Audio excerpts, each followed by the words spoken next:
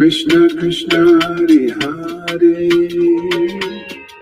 Hare Rama Hare Rama, Rama Rama Hare Hare.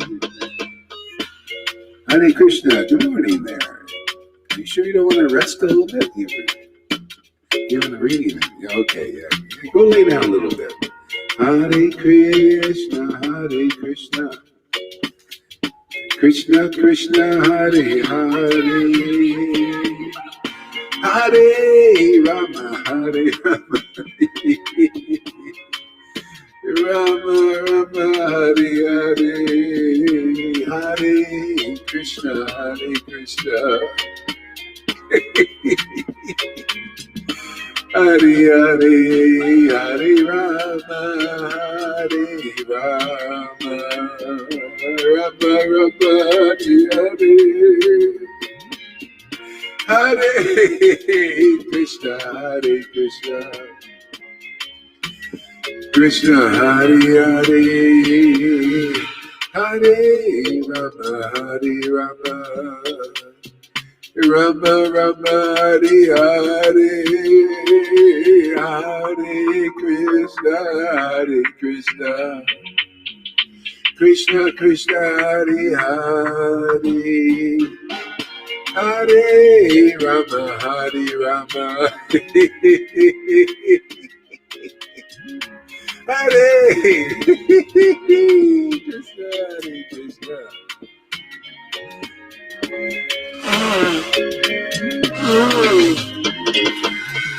Hare Krishna, Hare Krishna, Krishna Krishna, Hare Hare, Hare Rama, Hare Rama, Rama Rama, Hare Hare. Hey, Lalita Madhava, good dancing there.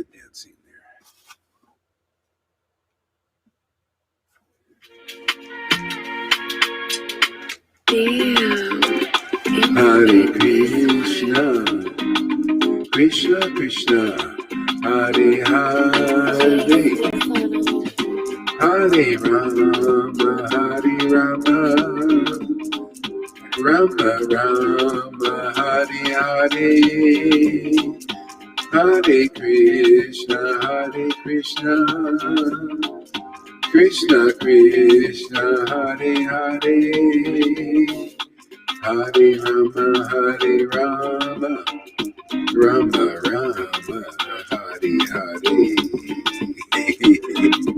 Hare Krishna, Hare Krishna, Krishna Krishna, Hare Hare, Hare Rama, Hare Rama, Rama Rama, Hare Hare,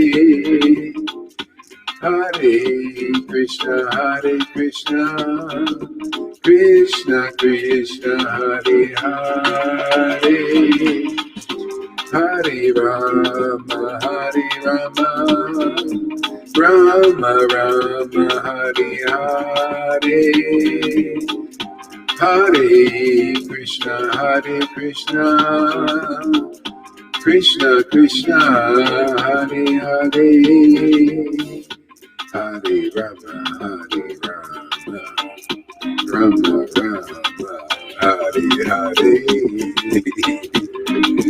Radha Radha Govinda, Shri Krishna Chaitanya, Shri Krishna Chaitanya, Shri Krishna Chaitanya, Shri Krishna Chaitanya, Shri Krishna Chaitanya, Hare Krishna, Hare Krishna, Krishna Krishna, Hare Hare,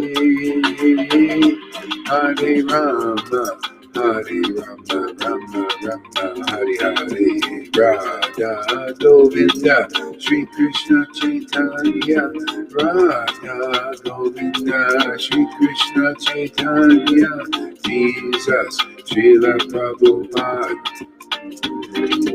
Jesus, Prabhupada, Shri Krishna Chaitanya, Prabhu Nityananda, Shri Advaita Gadadhar, Shri Vasadi Gaura Bhakta Vrinda, Shri Krishna Chaitanya, Prabhu Nityananda, Shri Advaita Gadadhar, Shri Vasadi Gaura Bhakta Vrinda. Hare Krishna. Krishna, Gauranga, life, life, life. Life in a name, man. Real life. Forever life. Hare Krishna. Radha, Radha, Govinda. Shri Krishna Chaitanya. Radha Radha Govinda, Shri Krishna Chaitanya. Radha Radha Govinda, Shri Krishna Chaitanya. Purchase your tracks today. Radha Govinda, Shri Krishna Chaitanya. Radha Govinda, Shri Krishna Chaitanya. Hare Krishna, Krishna Krishna, Hare Hare, Hare Rama, Rama Rama, Hare Hare, Hare Krishna, Krishna Krishna, Hare Hare, Hare Rama, Hare Rama, Rama Rama, Hare Hare, Hare Krishna, Krishna Krishna, Hare Hare, Hare Rama, Rama Rama, Hare Hare. Hare Krishna, Hare Krishna, Krishna Krishna, Hare Hare, Hare Rama, Hare Rama, Rama Rama, Hare Hare, Hare Krishna, Krishna Krishna, Hare Hare, Hare Rama, Hare Rama, Rama Hare Hare, Hare Krishna, Krishna Krishna, Hare Hare, Purchase your tracks today. Hare Krishna, Krishna Krishna, Hare Hare, Hare Rama, Rama Rama, Hare Hare, Hare Krishna, Krishna Krishna, Hare Hare, Hare Rama, Rama Rama, Hare Hare. Make me cry.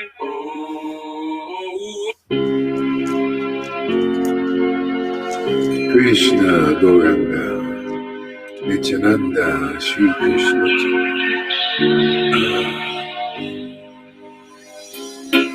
Hare Krishna, Krishna Krishna, Hare Hare, Hare Rama, Rama Rama, Hare Hare, Hare Krishna, Krishna Krishna, Hare Hare, Hare Rama, Rama Rama, Hare Hare, Hare Krishna, Krishna Krishna, Hare Hare, Hare Rama, Rama Rama, Hare Hare, Hare Krishna, Krishna Krishna, Hare Hare. Oh my Lord. Hare Krishna, Hare Krishna, Hare Krishna, Krishna Krishna, Hare Hare, Hare Rama, Rama Rama, Hare Hare, Hare Krishna, Krishna Krishna, Hare Hare, Hare Rama, Rama Rama, Hare Hare, Hare Krishna, Krishna Krishna, Hare Hare, Hare Rama, Rama Hare Hare, Hare Krishna, Krishna Krishna, Hare Hare, Hare Rama, Rama Hare Hare, Radhe Radhe Govinda, Radhe Radhe Govinda.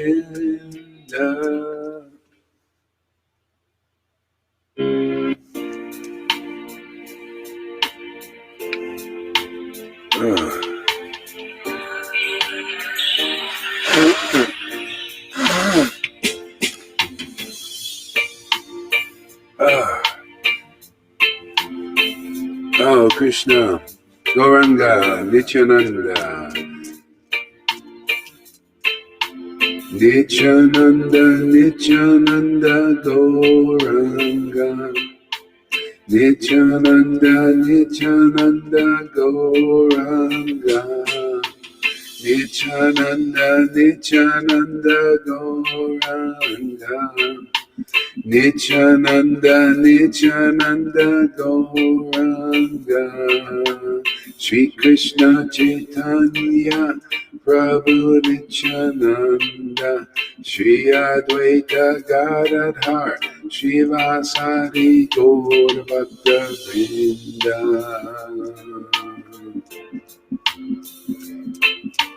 Nityananda, Nityananda, Shri Krishna Chaitanya, Nityananda, Nityananda, Shri Krishna Chaitanya, Nityananda, Nityananda, Shri Krishna Chaitanya, Nityananda, Nityananda, Shri Krishna Chaitanya, Nityananda, Nityananda, Shri Krishna Chaitanya, Nityananda, Nityananda, Shri Krishna Chaitanya, Nityananda, Nityananda, Shri Krishna Chaitanya, Shri Krishna Chaitanya, Nityananda, Nityananda, Shri Krishna Chaitanya, Nityananda, Nityananda, Nityananda, Shri Krishna Chaitanya,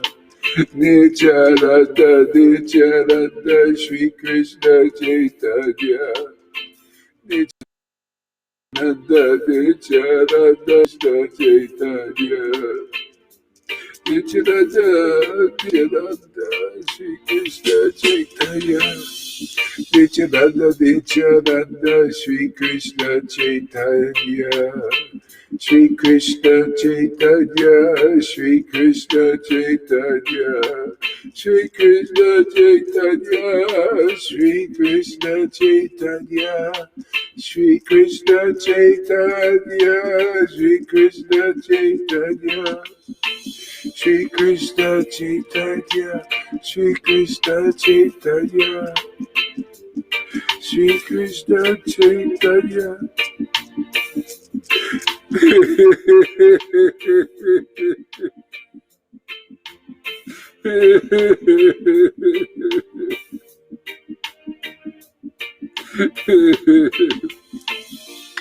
Shri Krishna Chaitanya,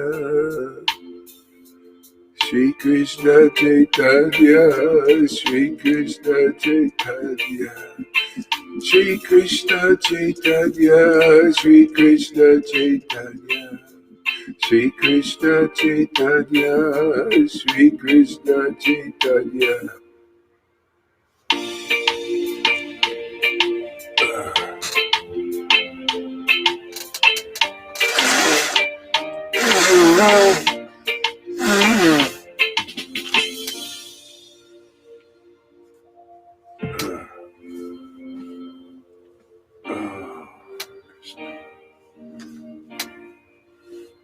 Uh,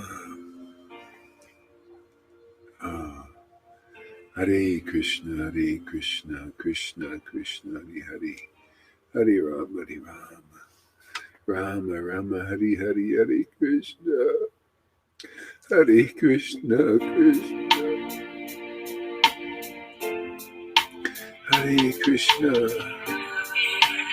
Krishna, Krishna Hare Hare. Hare Krishna, Krishna Krishna, Hare Hare. Hare Rama, Rama Rama, Hare Hare. Hare Krishna, Krishna Hare Hare. Hare Rama, Rama Hare Hare. Hare Krishna, Krishna Krishna, Hare Hare. Hare Rama, Rama Hare Hare. Hare Krishna, Krishna Krishna, Hare Hare. Hare Rama, Rama Hare Hare. Hare Krishna.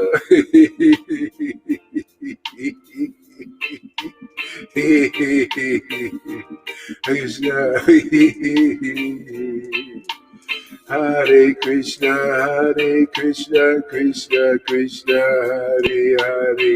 Hare Rama Hare Hare.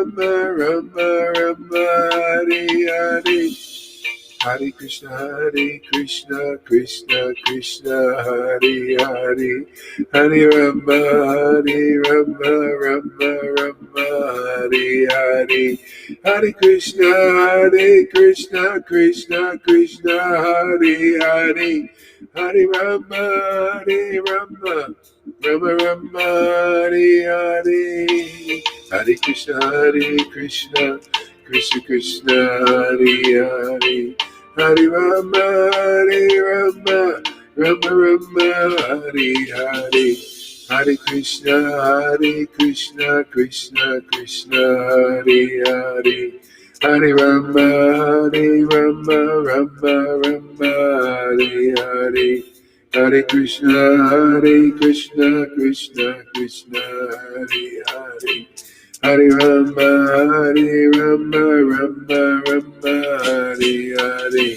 Hare Krishna, Krishna Hare Hare. Hare Rama, Rama Hare Hare. Gauranga, Nityananda, Sri Krishna Chaitanya. Hare Krishna, Krishna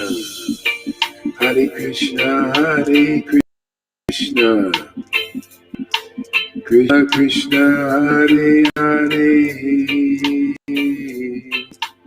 Hare Krishna,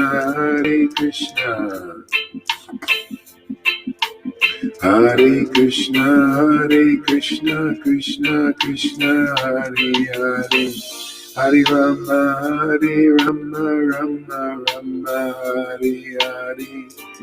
Hare Krishna, Krishna Hare Hare. Hare Rama, Rama Hare Hare. Krishna Hare Hare. Hare Krishna, Krishna Hare Hare. Gauranga. Hare Krishna.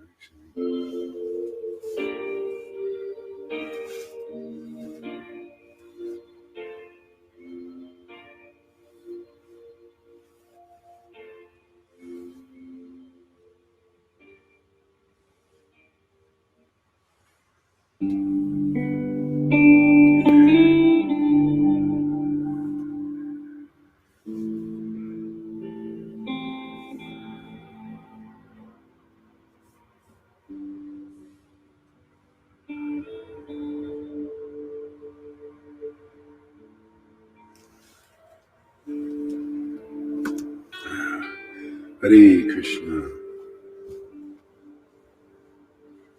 Ah, Krishna, Krishna, Hare Hare. Oh, Krishna.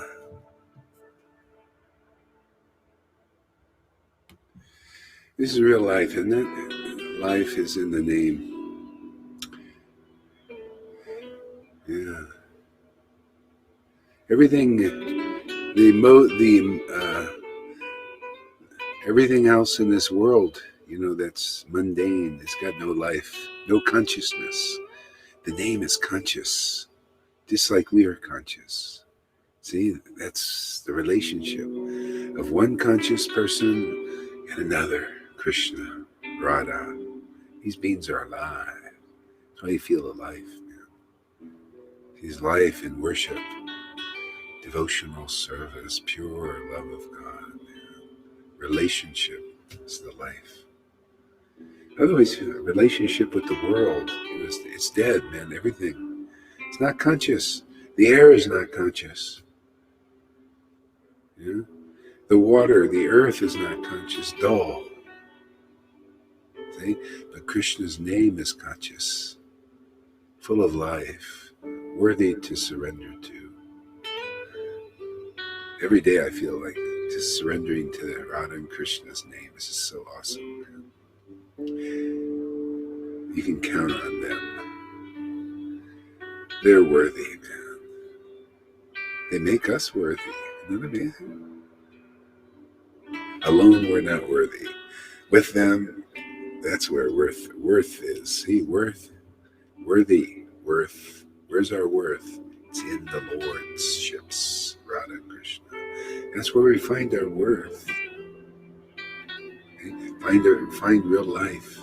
I always like that about Jesus, to be in God, in Jesus. Oh man, I love that, man. That was a great. See, that's universal. You got to be in God, man. Who is that God? Oh, so great to know. Vedas teach us that Lord is Krishna, Radha. Their names, be in their name, and feel the life, man. Bloom, bloom, bloom, bloom.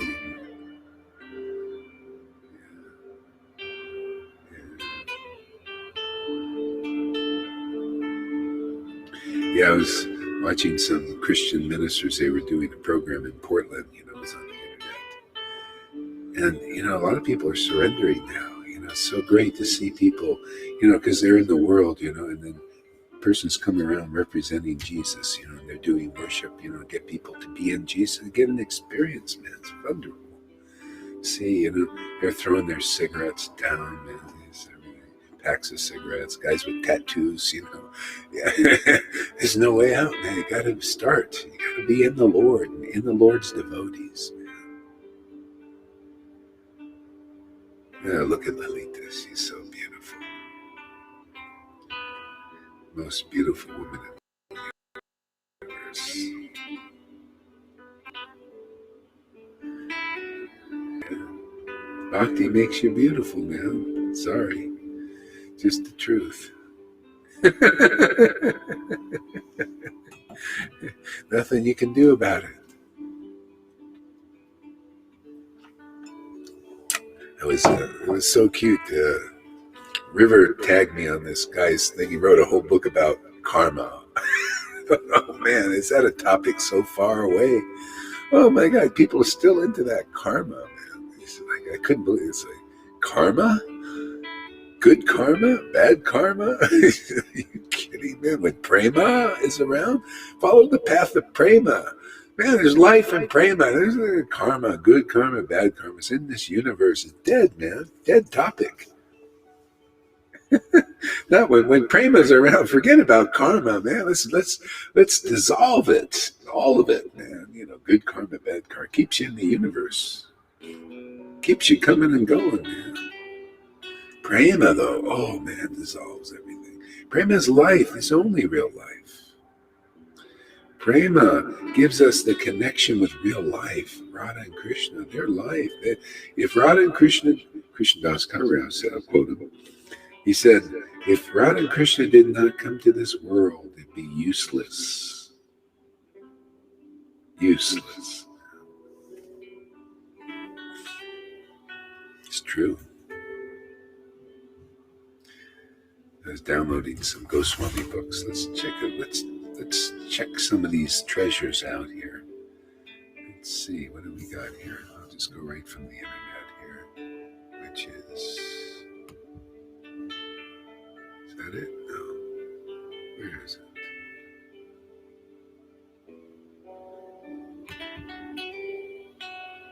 Ah, here we go.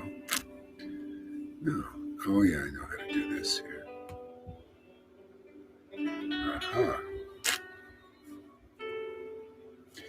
Okay. Let's look at, who is that? Gopal Guru? Gopal Bhatta?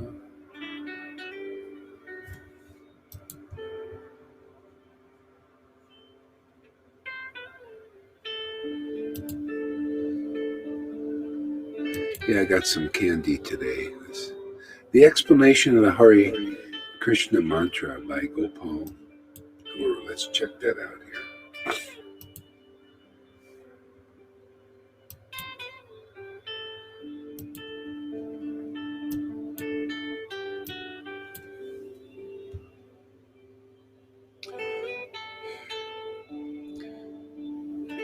Just like fire on contacting an object. Just like fire on contacting an object. Automatically burns it.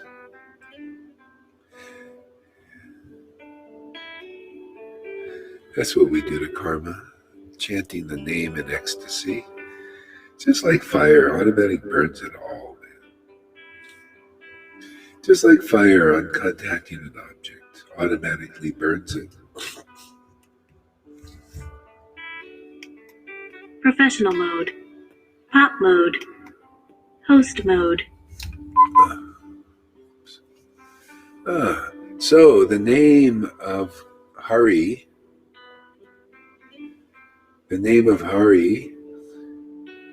takes away, or burns up all isms of the people with materialistic hearts. No, all sins of the people with materialistic hearts.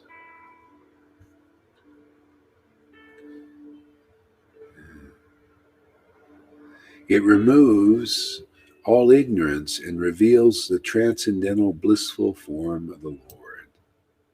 See? A lot of people think, oh yeah, just chanting the name, just everybody chanting it, they're doing that. Are they? How come Lord Chaitanya said, those who chant the holy name but yet criticize real Vaishnavas like Murari? See, those who chant the names ecstatically. See, ecstatically, their name doesn't do that. Their chanting doesn't burn away their sin. It causes just them to feel miserable. See, people don't know this. Yeah. Just like one guy was glorifying the Vaishnava, glorifying this in River Kagmi on it. Oh, and he's on the mind, anti this or for this, and trying to evaluate through the mind.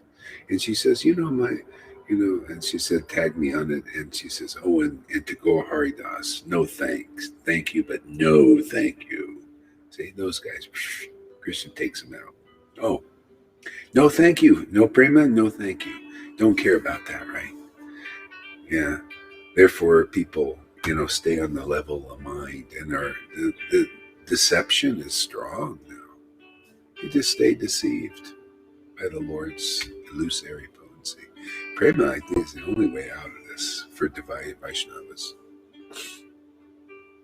And a lot of people agreeing with him, Oh, yes, what you say, man? See, they're on the level of mind. They're jerked around by the mental. People, especially now, can manipulate you on the level of mind. You got to get on the bliss plane, the ecstatic plane.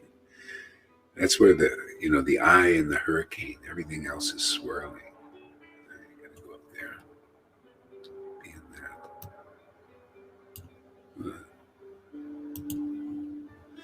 that. Yeah, so the detail is chant with devotees who are ecstatic, man, and then you can very easily get there, man. It'll burn up your karma. You'll feel it.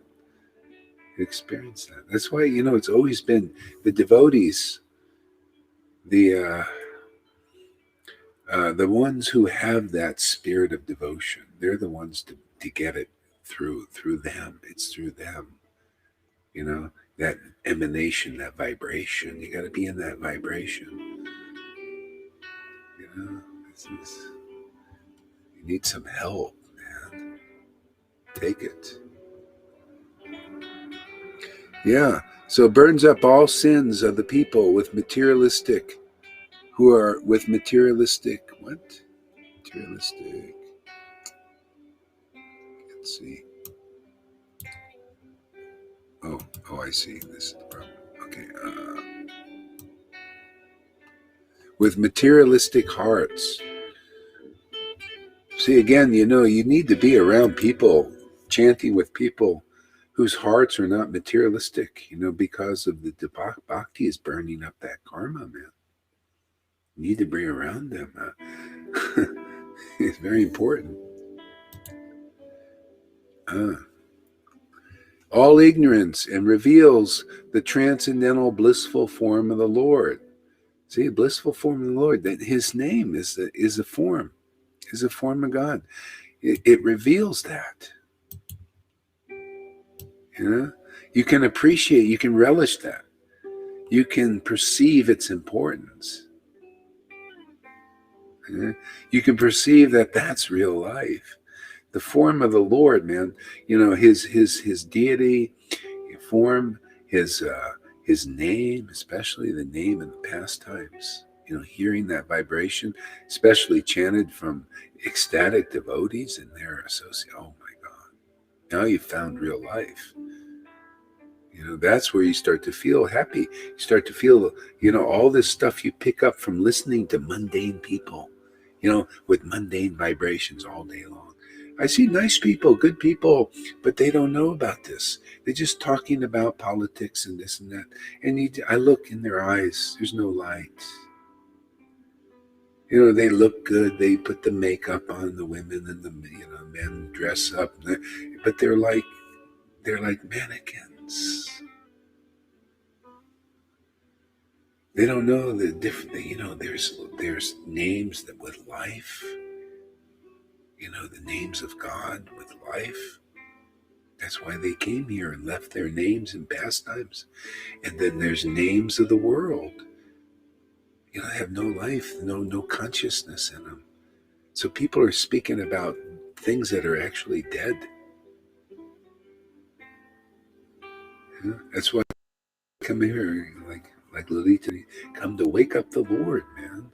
Otherwise, there's no life. Yeah. There's life being in the devotees, if you want to be in God, you got to be in the devotees' words. See? That's how you get there, the door to God. It's a nice revelation, huh? From another angle. Same. See? You want to be in the Lord, you got to be in the devotees' word. Real devotees. And then you're in the true God. Otherwise, you're in the word of the Luciferians, or somebody, or the words of karma. People believe in karma. Why would I want to read it personally? Why would I want to read a book of words about person who believes in karma? Because I'll be in that. I don't want to be in that. Do you want to be in that, anybody? See, if you know this, why not be in the words of prema? See, Lolita says, yeah, that's where to be in those words, right? Prema words. Words that give you the conception. Ah, yes, conception. See, you get the real Bhagavatam. See, the real Bhagavatam is reality. Distinguish from illusion, words, worldly words that people don't know. They think, oh, there's life in those words, but there's no real life, man. It makes you part of the Walking Dead. What do you think these movies are about? Oh, more and more Walking Dead people. Mm.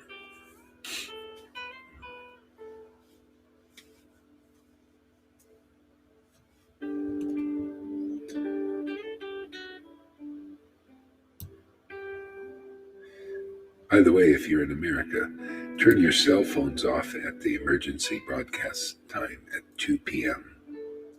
Oh, I forgot what time it is. I don't know what time it is. Maybe Eastern or something. Find out, but don't listen to the sound.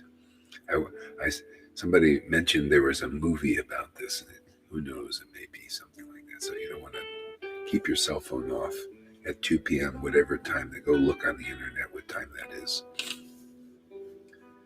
They're gonna put a noise on there, and then you got to reboot your thing. Something sounds a little shady there.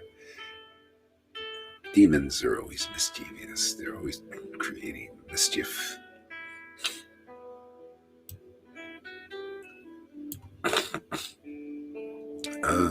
So, Hari also means the personality who tracks. See, also, Hari means the personality who attracts the minds of all the people in the universe when they hear stories of his qualities. So, attraction could be aversion too. See, that's why people don't like. If they have contamination, they won't like this preaching. But that's an attraction. Otherwise, that would make no sense. Okay? You have to understand what attraction is. And those who like, those who like the words of Hari, very fortunate. Those who like the preaching of real devotees, who have this devotion, very fortunate. Okay? So, but the words of Hari, the life-giving words cause that polarization. Okay?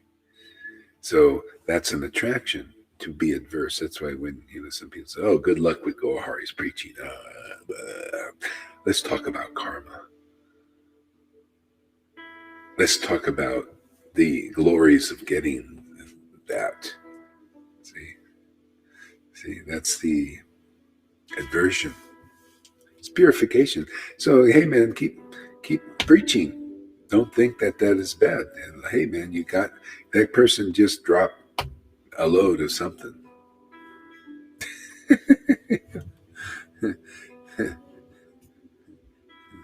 See, the names of the Lord and the Lord's devotees who have this devotional potency are polarizing, man. You become part of his work in this world. And people will love you and hate you. That's attraction.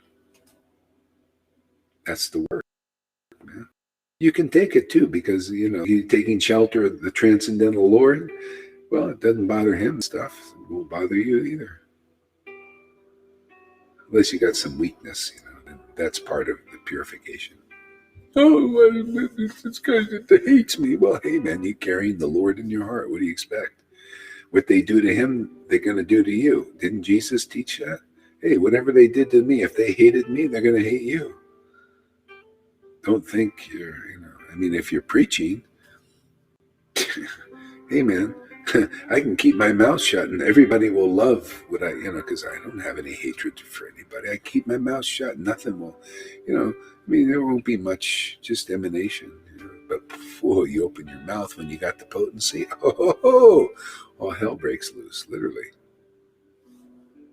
Tell people the truth.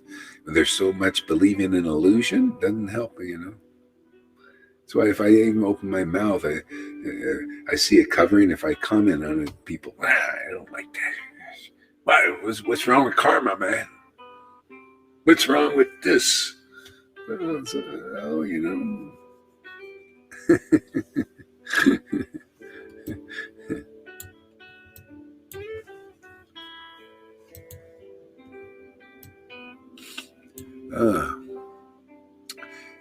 So the minds of the people in the universe, when they hear stories of his transcendental qualities.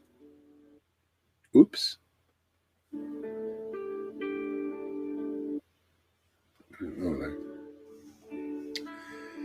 I can do it from here.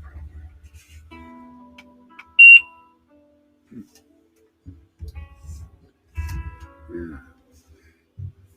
He who attracts the minds of people in his beautiful youthful form. The youthful form, actually, the form that they see. Bhakti is youthful. You feel it. You experience it. When you're in his real form, when you're in his name, and bhakti awakens. It's youthful.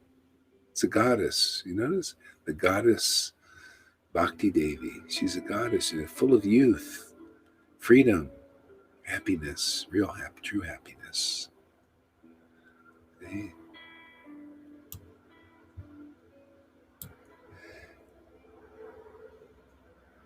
So Hara is Srimati Radharani, the daughter of Vishnu Bhanu. Hara is Srimati Radhika, the daughter of Vishnu Bhanu, who steals the heart, the mind of Hari, who steals who steals the mind of Hari. He steals the mind. Isn't that interesting? So the mind, you could look at it like this. This is why real devotees live in the realm of revelation. That's the mind of the Lord. See, when bhakti awakens, simultaneously knowledge awakens. It steals the minds. He brings. See, usually the Lord is keeping all that knowledge to himself, So you got to steal it, and only bhakti steals it. You got to rip God off. You got to rip him off, man.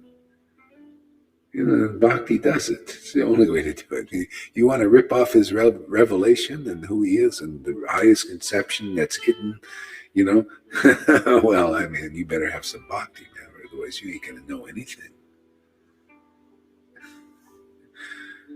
See, steal, thief. You got to be like him. Only bhakti makes you a really good thief. I'm stealing from the Lord every day, man. How do you think I give these classes, man? You didn't know you're listening to a thief, did you?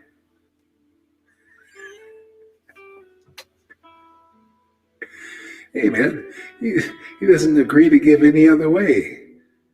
So you have to get it by stealing his mind, his truths, and all these things. His treasures. But only bhakti is the only way to rip him off. Otherwise, he's a fortress. You can't get nothing.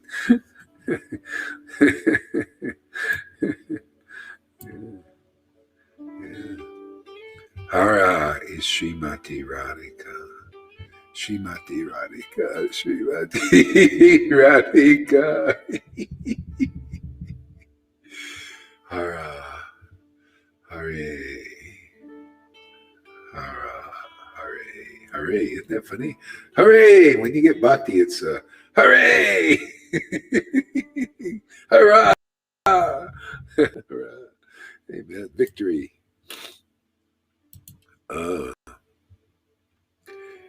Daughter of Vishnu Bhanu. Daughter of Vishnu Bhanu, who steals the mind of Hari. Krishna, by her unalloyed love. See, by her unalloyed love. That's what we need, man. That's called prema. See, that's what's given here. And none of us deserve. I don't deserve prema. Come on, look at that. We don't deserve it, but it's given now. Just somehow or other, it's here. We don't deserve this, but it's so fantastic. But are you going to just take it? Are you going to accept the path of prema? That's it. That's all it is, man. You know how many these gurus? And one guru said, somebody was preaching about what I'm doing, and this guru says, "Good luck with that. Good luck with that." See, won't accept the path of prema. And man, was he puffed up. And people think, "Oh, wow, he's such a great teacher." I think People, they think pride is not alive. That's why even Vaishnavas, they're dead, man. They're dead because their gurus are not alive. They also need to be awakened. They simply won't accept the path of prema. See? That's why people here, anybody who comes here, a waitress, comes here and accepts the path of prema, accepts this teaching, it means you're accepting the path of prema, and then you feel the real life enter you. Otherwise, everybody's worshiping that which is dead. Pride, it's in the false ego, is dead. It's not alive, my friends. There's no life in that. There's no life in pride. It's not even Prabhupada said, many of his godbrothers had the coverings of the false ego. And he even said that it's not even third class, it's third class. He actually said fourth class. Because once you go, you can be a third class Vaishnava. But as soon as you start criticizing a personality like Prabhupada, which some of them did, automatically you go to fourth class. Automatically. You flunked. But that's good, because eventually you learn you flunked. You got an F. You're finish it. It says, that's why the Bible says, Paul taught, he says, Jesus is a stumbling stone for the Pharisees. Okay? They stumble. As soon as they say, Jesus, blah, blah, blah, boom, you stumbled. Okay? But that's, amen. That's part of the lesson. You can either stumble or fly. So those who fly after those who are stumbling over the devotee, they're and the others who are making the devotee the cornerstone of their devotional trip, building their house of bhakti. They see, okay, these persons are stumbling and these persons are building a strong house at last. So anyway, the Lord teaches in everything.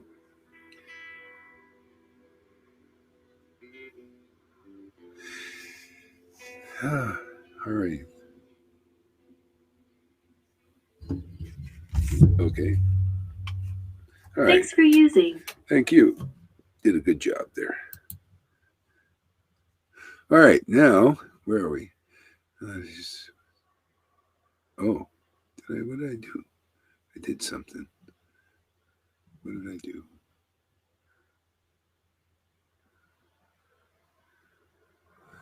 Okay. I did something that I'm not sure. Oh, I know what I did. Okay, here it is. Okay, let's read something else. Let's try something else here.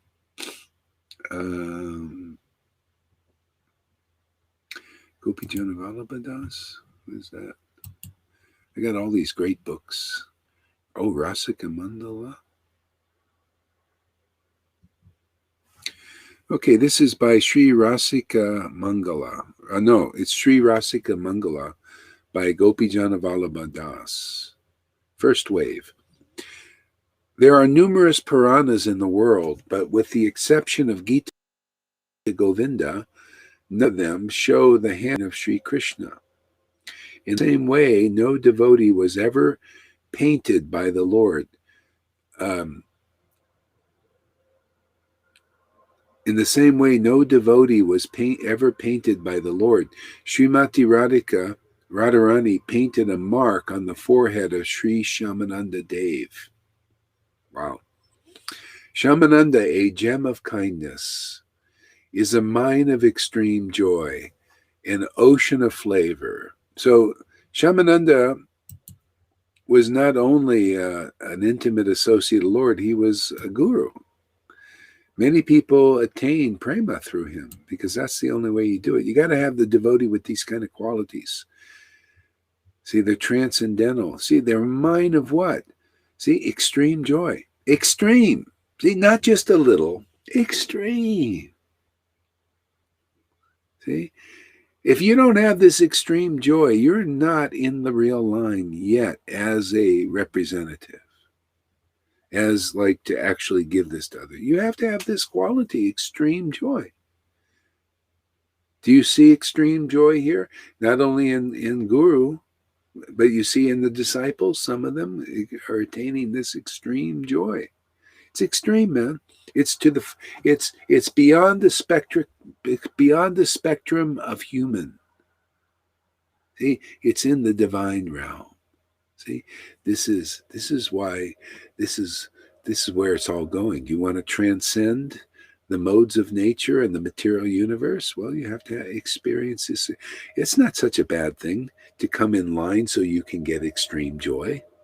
That's the whole point of my preaching here, is so that you can have extreme joy also. I like win-win. I don't like win-lose. This is for the Illuminatis and these the Luciferian cults, those who want to be followers. They win-lose. I don't like that. Do you? I like win-win. Isn't that such a much nicer thing? See, extreme joy. Oh, an ocean of favor. Wow, what kind of favor do you get? Oh, so many things. See, the Lord's mercy follows the devotee's mercy. Okay? The Lord's mercy follows the devotee's mercy, because that's how you just get the Lord's mercy, because it's all about the Lord's mercy. But he likes to, he said, well, I like to use my devotees. I like to glorify them. I like to show that this is the way it works. I accepted this devotees. He's accepted me. We're in love. We have a love affair going. And if you want, see, confirmed by my machine. Let's see, we'll just take that off here. Yeah, I got some juice. Yeah, confirmed. An ocean of favor. See, this is Guru Tattva. You see how important it is. You need to identify the real Guru. You know how many people could be liberated? You know how many people were liberated just by identifying those qualities of Shamananda and Narottam? They all had them. They're all part of the same family. Same Krishna is using them to deliver. Same thing here. If you don't see those qualities here, run away. Go find them somewhere else. But unfortunately, well, it just is what it is. People, they're not looking for this kind of connection. They don't know about it. So anyway, we see it's in the book, and the whole point of a real guru, or if you're a devotee Bhagavat, you'll explain things so that people can understand the importance of this. This is the foundation. Guru Tattva is the foundation of bhakti. You cannot understand Rasa Tattva. That's why people don't understand Rasa Tattva. They're not meeting real gurus who are teaching them these things. You got to be an emanation of that. From you has to emanate that kind of favor, that kind of extreme joy. People got to see it. These are just two qualities. People got to see this person is being used by the Transcendental Lord to deliver people, to deliver me.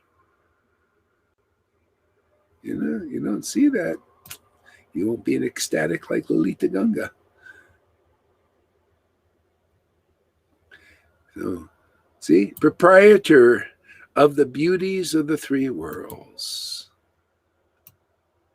See? The beauties of the three worlds. See, the only beauty, the only crown on the three worlds is the Lord, the Transcendental Lord. It's the only thing beautiful in this world. Everything is beautiful. In the modes, it's pretty amazing, actually, how the Lord can create this, beauty here. But it's insignificant compared to the beauty of bhakti, man. The beauty of the favor of God, man. The beauty of truth, eternal truth. Oh, that's where real beauty is. Beauty of glorifying the Lord from an ecstatic heart. Now that's real beauty. The beauty of that awakened relationship between a soul and the Supreme Soul. That's real beauty. Otherwise, you don't know what beauty is in this world. Everything is ugly. You think ugliness is beauty. That's the darkness is light. So you're thinking darkness is light. This is the material world. What a dark place we're in. Huh? I just like illuminating it, man. It's so fun. It's preaching just the truth illuminates everything, makes it alive. Instead of a lie, it becomes alive. Yeah, everybody's speaking lies. Even in the mode of goodness, it's still a lie. Real life is transcendental truth. The glory of bhakti, devotion, not the glory of karma. Ugh, karma. Yeah. You may spend all that time writing a book of karma when this is here. Anyway, this is where it's at, man. Prema, man, dissolves all karma, good and bad, doesn't matter. Just burns it up, man. And then you're on the path of loving God. Now, isn't it better to be on the path of love, of a love affair with the supreme, absolute, eternal truth, God of gods, King of kings, Lord of lords?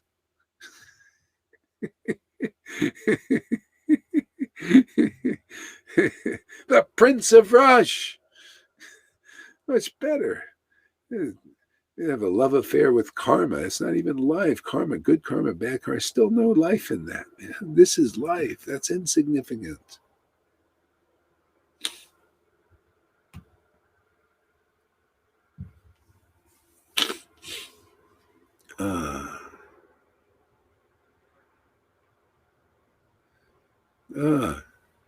Proprietor of the beauties of the three worlds.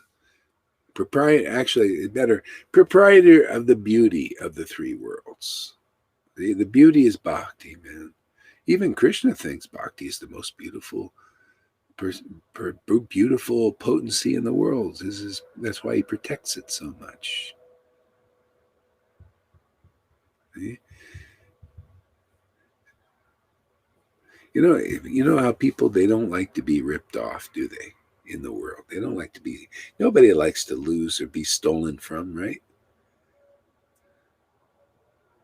But transcendentally, the Lord loves getting ripped off by bhakti, taking his jewels, his conclusive understanding. That's his jewels. He wants to be ripped off by devotees. Because, see, stealing there only benefits everybody. See, everything is, beautiful. Everything works out. Everything. You steal here, you really lose. It's a loss. There, it's a gain. Isn't that amazing? Yeah, because I'm stealing from the Lord all the time, and I'm giving out the jewels. See, this is charity. Everybody. If you don't give charity, you can't progress. To me, this is charity work. I'm into charity work. I'm stealing right now, and I'm ripping the Lord off good. I like to rip him off, man. I like to steal from the Lord. And then it's like this is Robin Hood thing going on here. Robin Hood. I like that. Robin Hood and his merry men and women here. We're like, that's it, man. We're ripping the Lord off. We're stealing from the rich because he's the real rich person. We stealing from the rich and giving to the poor, right? The people are hungry here, man. They're listening to these persons that are preaching about good karma and bad karma and stuff like that. And, they got no wealth. See, we know where the wealth is. We go and rip the Lord off with this bhakti. Because of bhakti, we rip him off of all these conclusive truths and treasures that he has, and then we give it out to the public. Whoever agrees to come here, hear these things, and just we're just throwing the bouquet. When you're married and you throw the bouquet out there, and whoever catches it gets married. We're just throwing bouquet after bouquet out there. Hey, man, grab the bouquet, man. Get married to Krishna.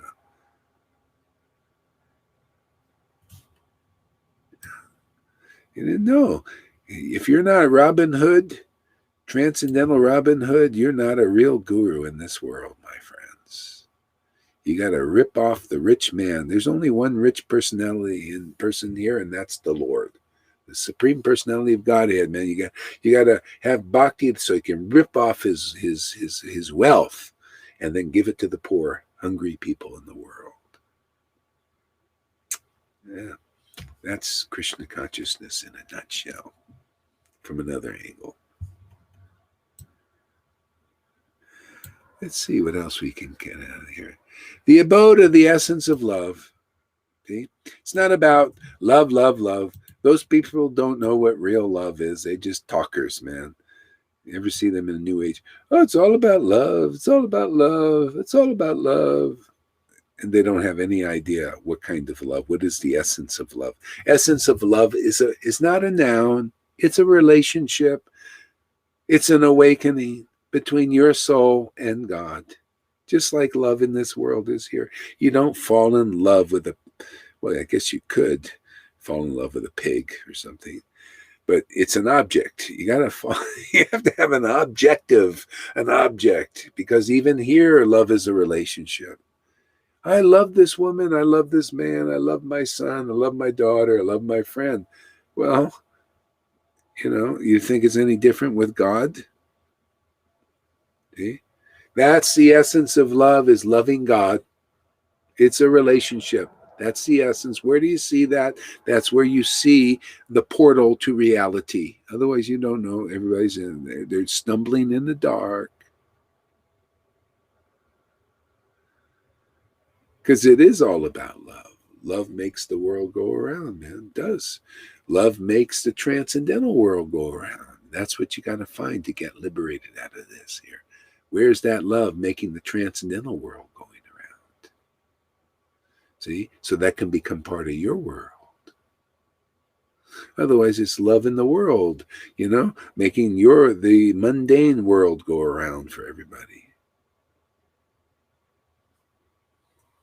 You love the mundane movie.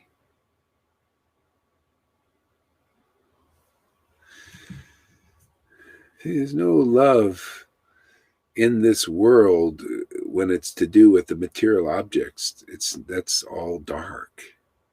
See, it makes you dark. You're loving that which is not alive, man. It's all, the body is not alive. Bhakti gives life to the body, man. You feel it, you feel like, whoa, now I got some life, man. Now I got some real energy. See, it's pure, man. It's like running on jet fuel. People are running on the modes. It's like, that is not real good fuel for our temples here. You even forget that you're a temple, You don't know. You think that you don't see. Well, anyway, okay. Let the next verse here.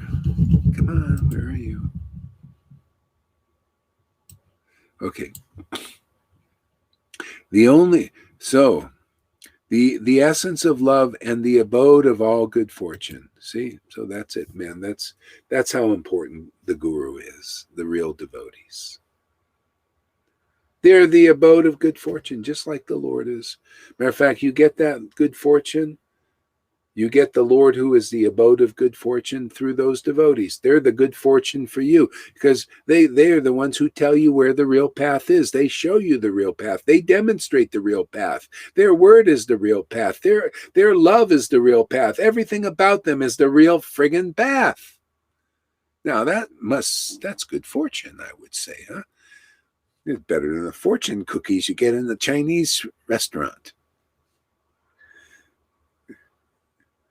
You come to the devotee, you come to the devotee to get your fortune read. Oh, good fortune for you, man. Just stay here, keep hearing, keep eating at this Chinese restaurant, man, and you'll get a fortune cookie, always auspicious.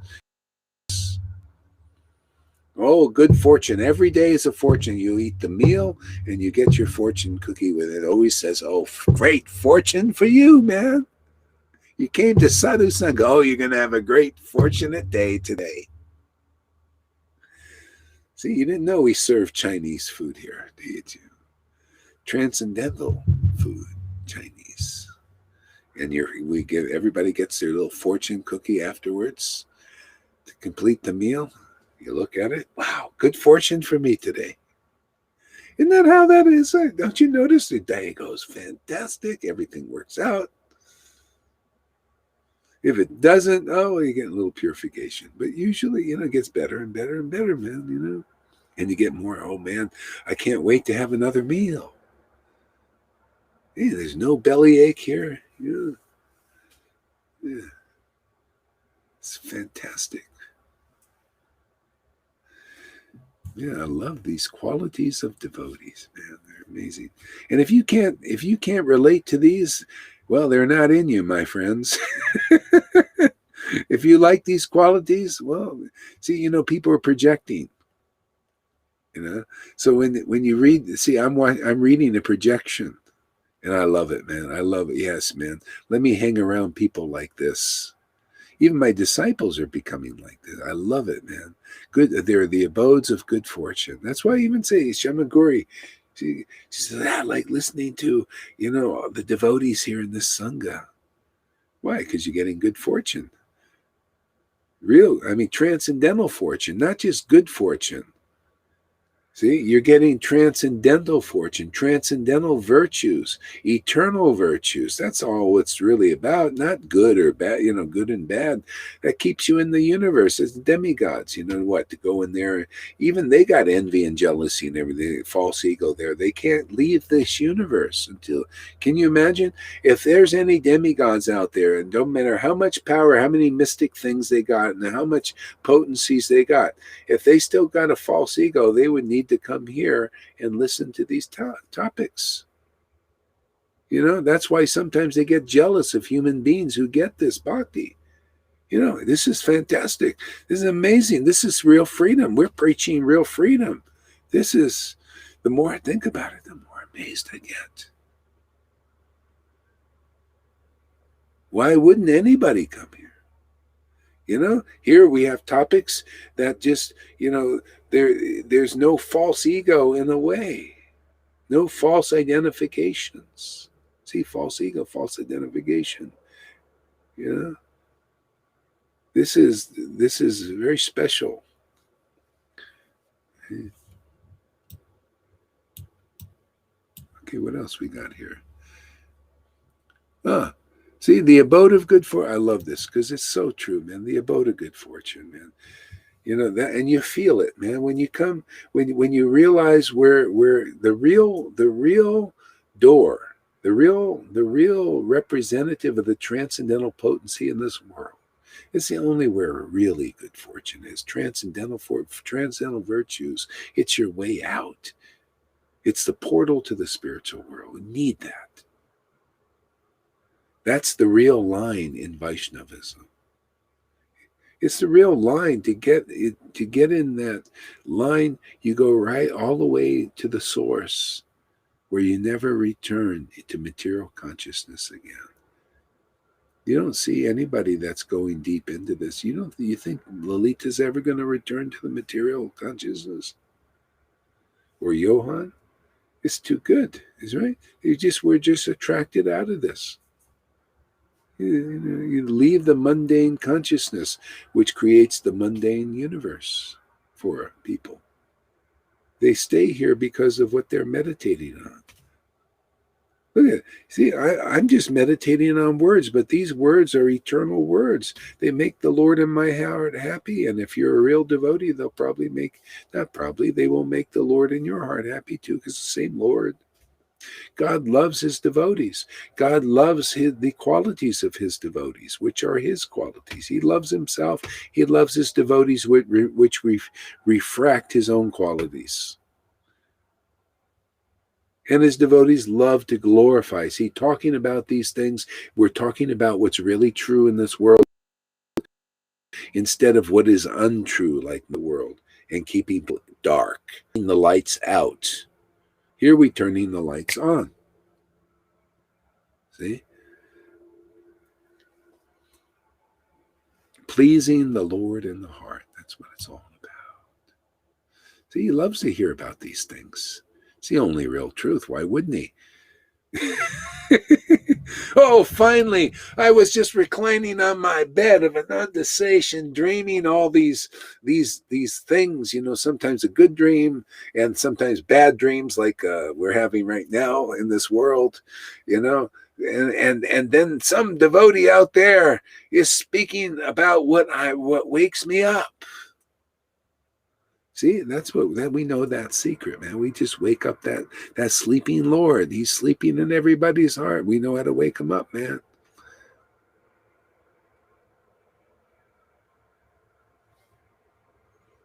Coming around shooting our little bhakti guns, man. Bang, bang. Wake up, Lord. We know how to do it.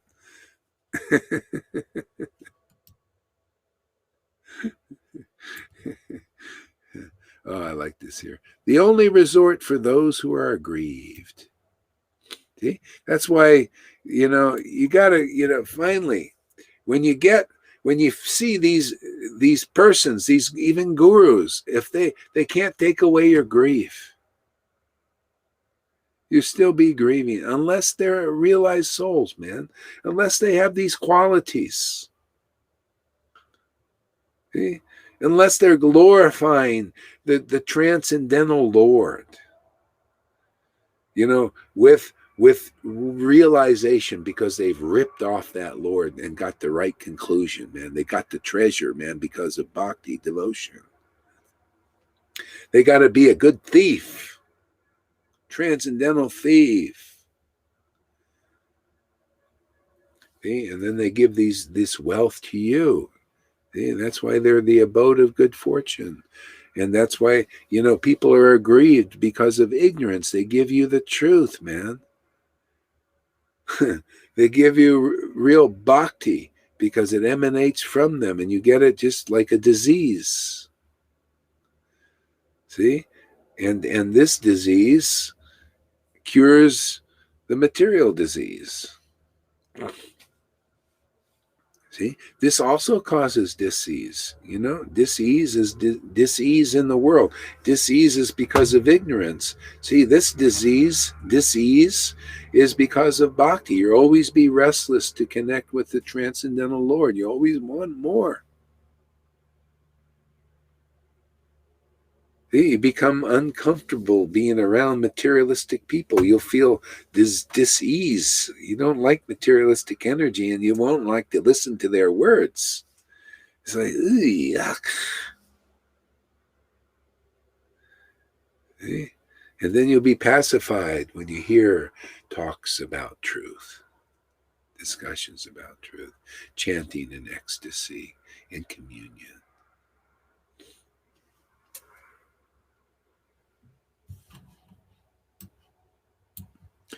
See, the supreme jewel of sports. See, sports of devotees. What is that? Sadhu Sangha, going out preaching. See, sporting, very sportive. See, this is a sport. This is sporting. People, they got to have entertainment, and they go to sports, right? Well, the sports of the devotees is talking about Krishna discussions. This is very sporty. And actually in this we hunt game. Okay, this is our hunting, also fishing, hunting, sports. See, the boat of sports.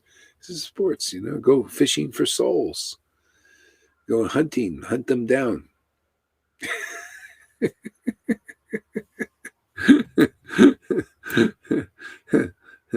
Yeah. See, the jewel of sports. See, people are doing all kinds of sport, but this is the jewel. If it may, like Jesus said, I'm going to make you fishermen of men. See, now that's fishing, man. That is a jewel. See, if you can't fish for men and fish them out of material universe and bring them into the spiritual universe, you don't have the jewel of sports. You're not, you don't have that's this sport in the world is boring, is mundane. This stuff going on here. A gem of mercy. Hey, mercy. Where is mercy in this world? Only where the real devotees are. Hey, mercy. Mercy means, when a person's condemned to death and they're asking for mercy, please, oh governor, give me mercy. He may or may not. And then you see. So the gem of mercy, see, you need to find a jewel in this world. The jewel is the devotees, is the real spiritual master, man. And see, that's the gem you need. See, because that gem will give you mercy and you'll be able to get out of this material universe. That's the narrow gate. See? You need that gem of mercy, man, because if you don't find them, they're very rare. All gems are very rare, man. Gold is rare, jewels are rare. See? And it's not just an ordinary jewel, it's a mercy, to free you out of the jail of the material world, not heaven and hell, all of it. Heaven, earth, hell, three worlds, you get free when you find such a gem. And you start to realize its value. They get you out of this. If you haven't found the gem, you're more or less stuck, still on your way. See? People stay here, really stick into this, hold on to this jewel here, man. Maya can't touch you.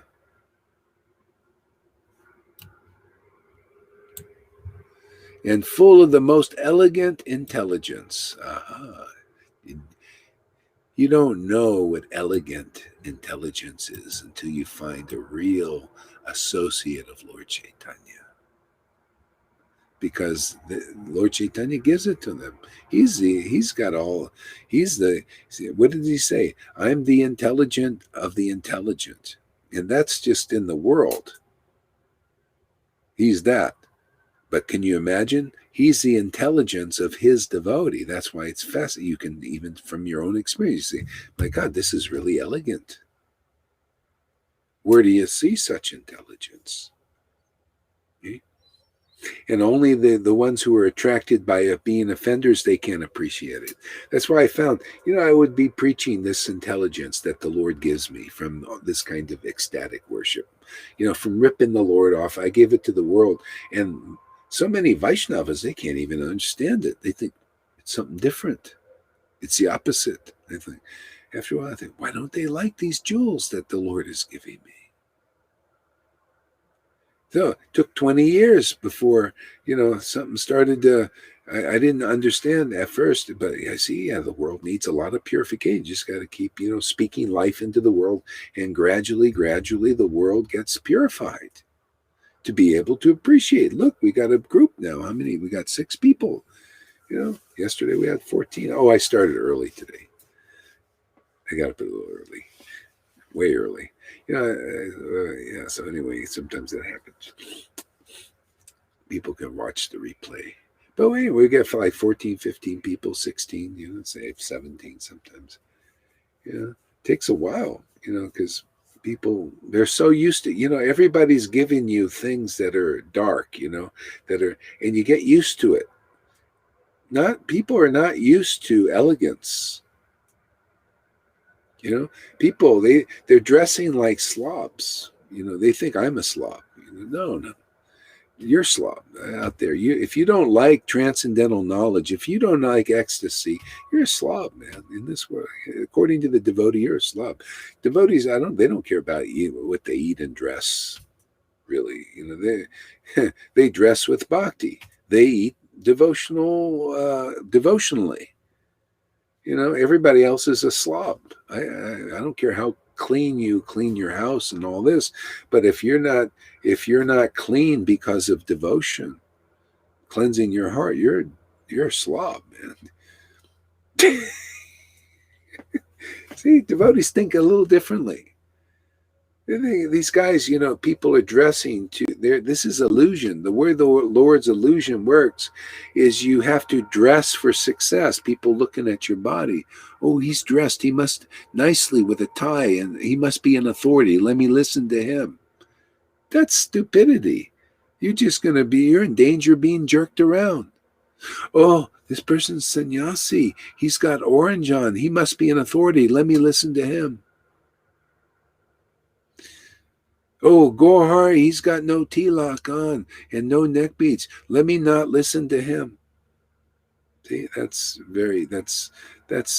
material. Yeah, and if you're in religion or a Vaishnava and you're thinking like that, then you're still a neophyte. Neophyte's a beginner. You can't distinguish, what is real elegance. Real elegance is to take these verses and glorify them as they are. I didn't even finish the paragraph here. I like to chew my food. Taste every little thing. This is food, man. It means good digestion. Oops. Lalita disappeared. So I bow down to Rasika Nandana, who is like the sun, the giver of deep joy. See, the sun. Sun is truth, man. The sun is bhakti. Devotion to Krishna is sun-like, is the only sun in the world. That's the true sons and daughters of God. They radiate prema, and they radiate the truth that comes it, those jewels. Sun is the only light in this world, man. That's why Maya can't stay around in our sadhu sangha programs here. Right, Tom? Just too much sun, too much praying. See, that's the only truth in this world is devotion. The only truth in this world is the Krishna that comes, that manifests from that devotion, those jewels. See, the giver of deep joy. See? Do you notice any of that there, Tom? Any deep joy that comes sometimes? See, deep. See, it's not superficial joy like watching a movie. Oh, I feel really happy, watch these mundane actors and there's some mode of goodness. No, deep joy. See, it touches deep in us, the core of the heart, joy. See, these are all qualities of those who are in transcendence or want to be. You have to associate with these qualities, with this kind of glorification. This is in the book Bhagavad. You got to hear them from a devotee who can relate, has relationship to these qualities, and loves to show what real life is in the world, what real truth is in the world. The real truth. Lord Chaitanya said, what's really real in the world, the only thing real in the world is Krishna, in his name, his pastime, his qualities, his deity form.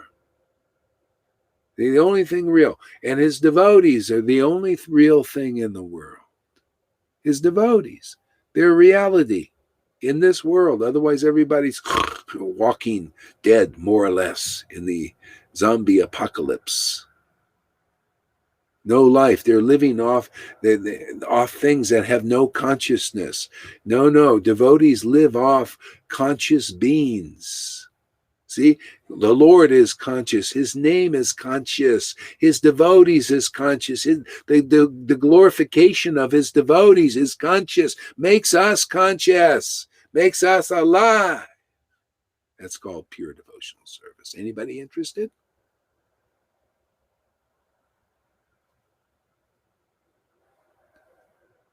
I love these verses are par excellence.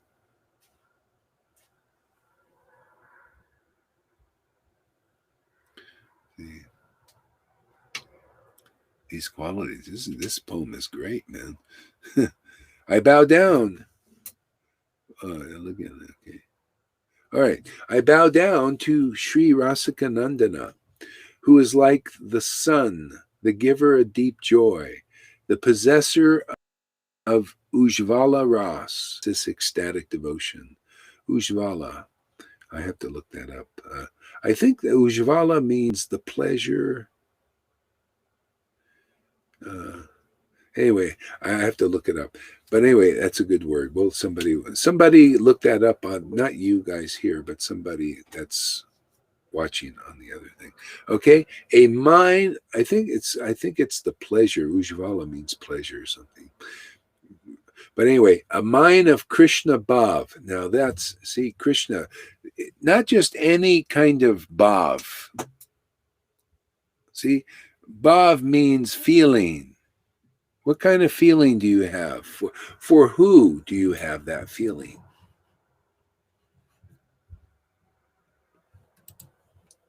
See, what is that feeling for? For Krishna. See, and that's why ultimately you have to associate with devotees who chant the holy name in ecstasy. See, they got that ecstasy is that bhav, and it's for something. It's not for mundane father, mother, or anything. No, it's only awakened for Krishna. Krishna is God in this form of Vrindavan. And the real residents of Vrindavan are naturally pleased when they hear Krishna's name or see Krishna. Naturally, or associate even with Vrindavan. Like if you're an advanced devotee. I remember when I was in Vrindavan, I just loved being there. I loved doing devotion. Everything was so easy there. I mean, it really was a real perk being there. This is what you get. This is what we need. Oh, River is there. Okay, great. Thank you, River, for letting me know. Otherwise, I don't see it. Okay, let me expand everything here. Karuna. Oh, Karuna too, and River. Sorry, I have you minimized here. Sorry for minimizing you guys.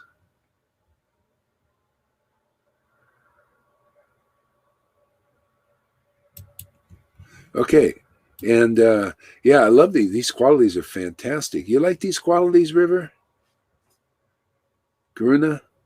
You like these qualities of a real devotee? They're fantastic, man. Yeah, I bow down to who is like the sun. See, the sun gives light, conclusive truth. That's why Prabhupada loved as it is, man. So to hear from devotees and they just tell you as it is, oh, that's real life. See, that's give a real joy. Everything. Because if the Lord in your heart is awakened, then the Lord gives you joy. See, now that you're starting to understand the spiritual world. See, what gives God joy, when that gives you joy, what gives God joy, there you go. You're on the same page. You're in alignment with the spiritual dimension. See, that'll be expressed here in this world.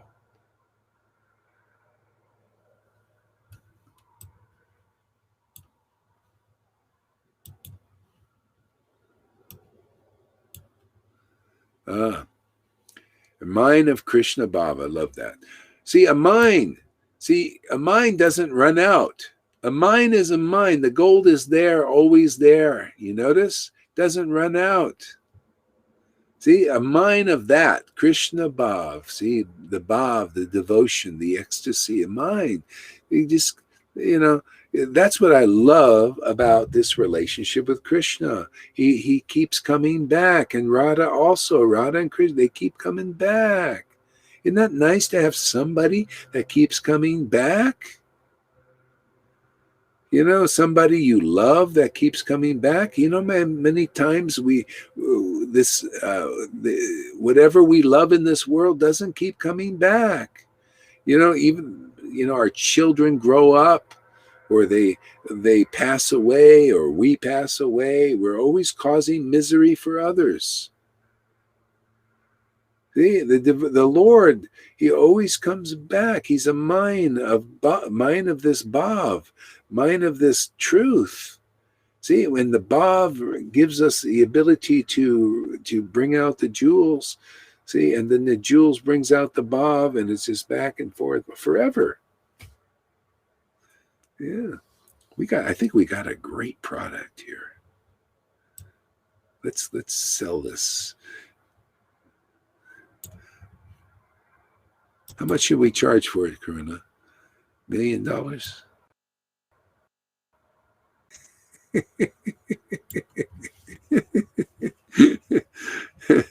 Yeah. Who can bring peace to our minds and and remove. See, peace to the mind. The mind is restless because of ignorance. It's been believing in ignorant things, ignorant people, ignorant, see, ignorant ideas. See, so the devotees bring peace naturally. They just speak truth into you. You know, chant ecstasy into you. Just bring around those rays. Yeah. See, so well-wisher, okay, and remover. Oh boy, these are just the quality after quality. Who can bring peace to our minds and remover of the darkness of ignorance. That's what brings peace to our minds. Actually, remove the ignorance. Okay? The well-wisher of the devotees.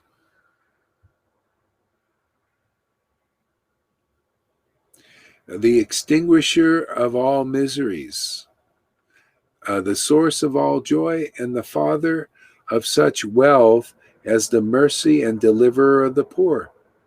The father of such, see, this wealth has to be fathered.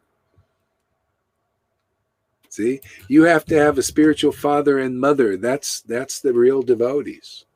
See, they're the father. That you'll get this wealth through them. Hey, that's how you get it. See, they father this wealth. They father this wealth of this relationship with Krishna. They father it and they nurture it. They mother it. That's sadhu sangha. You notice that wealth is nurtured here. Yeah, that wealth is our baby, man. Our baby is Krishna, right? He needs food now. He's awakened. You've born a baby. You must be born again. You think you being born again. No, Krishna's got to be born in you. See, the Lord has to arise in you, and now you got to feed him. That is to not to do that is an abandonment of duty. Not to come to sadhu sangha regularly is an abandonment of duty.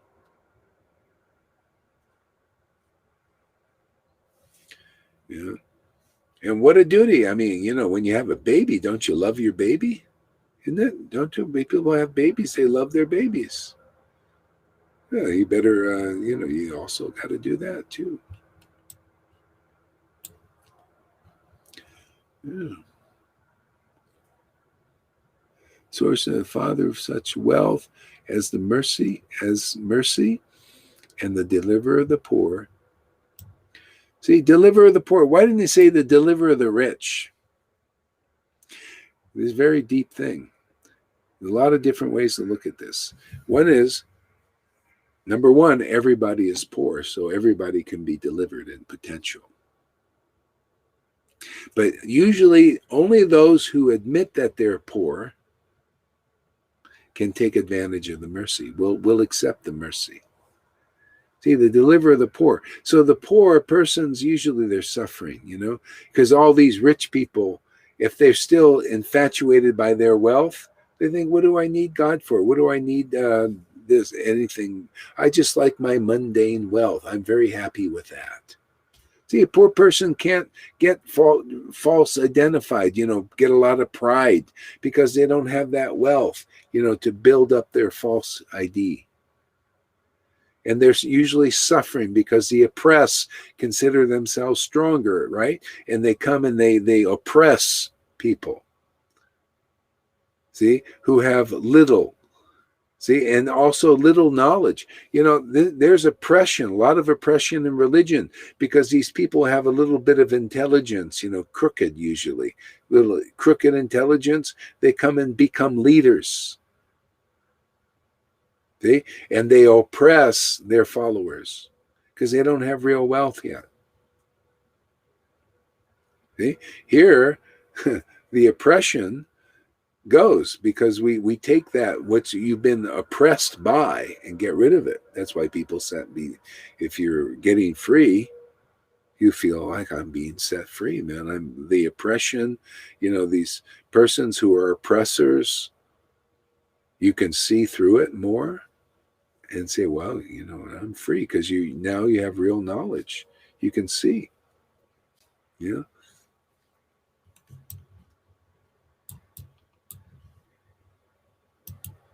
Okay, I think I That's good. That's good. There's a lot more. It just keeps going. We'll save some of that for later. All right, now let's see here. Who wants to read something? Okay, Tom is up for the bat. It's been a while for him. Okay. What do you want to read, Tom?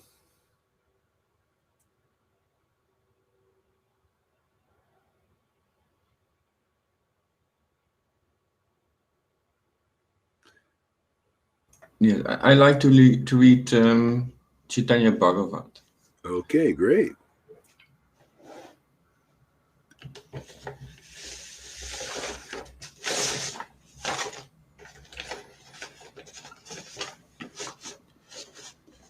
Jai Shri Krishna. Oh, Jai Shri Krishna Chaitanya Prabhu Nityananda Shri Advaita Gadadhar Srivasadi Gaura. Jai Shri Krishna Chaitanya Prabhu Nityananda Shri Advaita Gadadhar Srivasadi Gaura. Hare Krishna, Krishna Krishna, Hare Hare,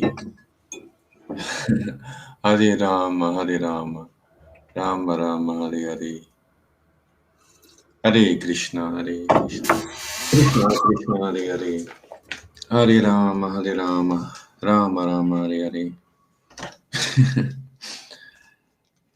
Thank you, Shilakara.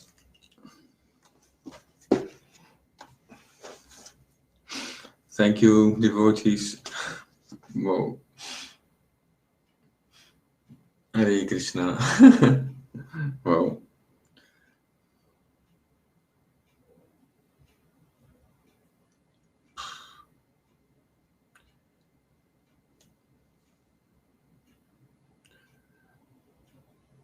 Maybe we did this before, but I like doing things sometimes. We did before. This is Madhya Lila, Madhya Kanda, chapter 8.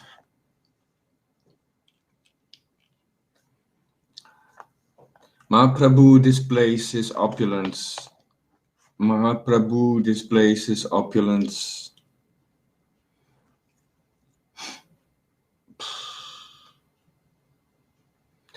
All glories to the beloved. Oh, all glories to the beloved. Lord Gaura Sundara. Lord Gaura Sundara.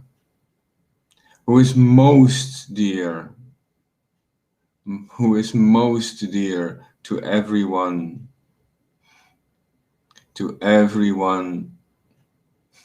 Especially Lord Nityananda and Advaita Acharya Prabhu. Especially Lord Nityananda and Advaita Acharya Prabhu. He is the life and the soul of Sri Jagadananda and Sri Garba. He is the life and the soul of Sri Jagadananda and Sri Garba, and the most precious treasure,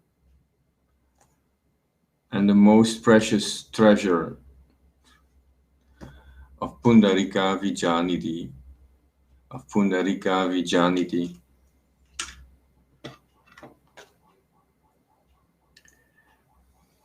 All glories to Lord Chaitanya.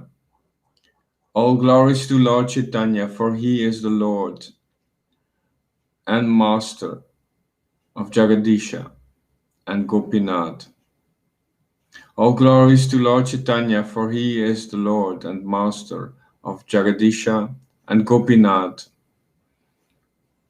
All glories to all the associates of Lord Chaitanya.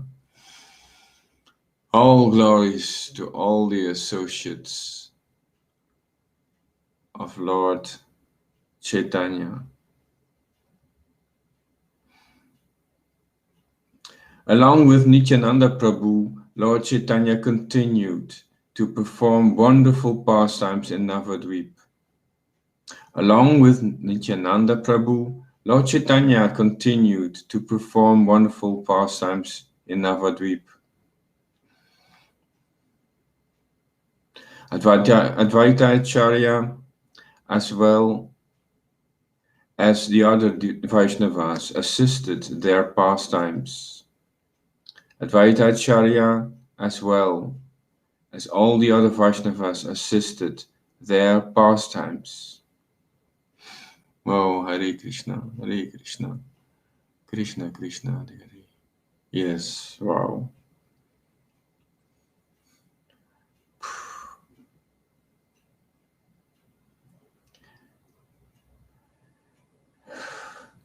As all the other Vaishnavas assisted their pastimes, together, together, together they performed Grand Kirtana. Together they performed Grand Kirtana, dancing ecstatically whilst constantly chanting the holy name of the Lord, of Lord Krishna. Together they performed Grand Kirtana, dancing ecstatically whilst constantly chanting of the holy name of the Lord, of Lord Krishna.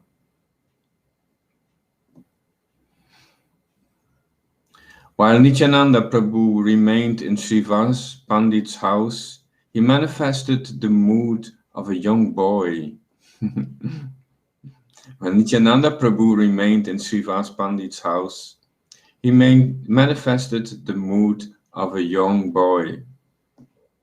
He would not even eat by himself and had to be fed by Mother Malini, who felt like a mother to him.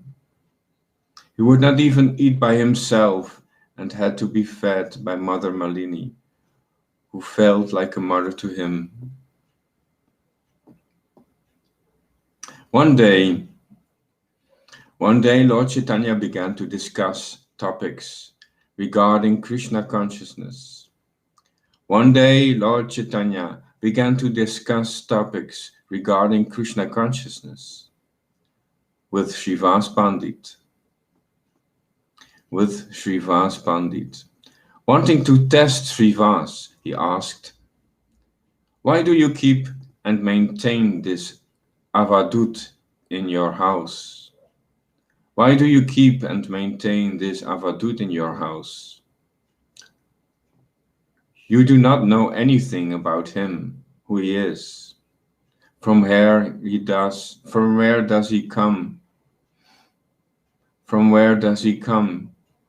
What is his family background?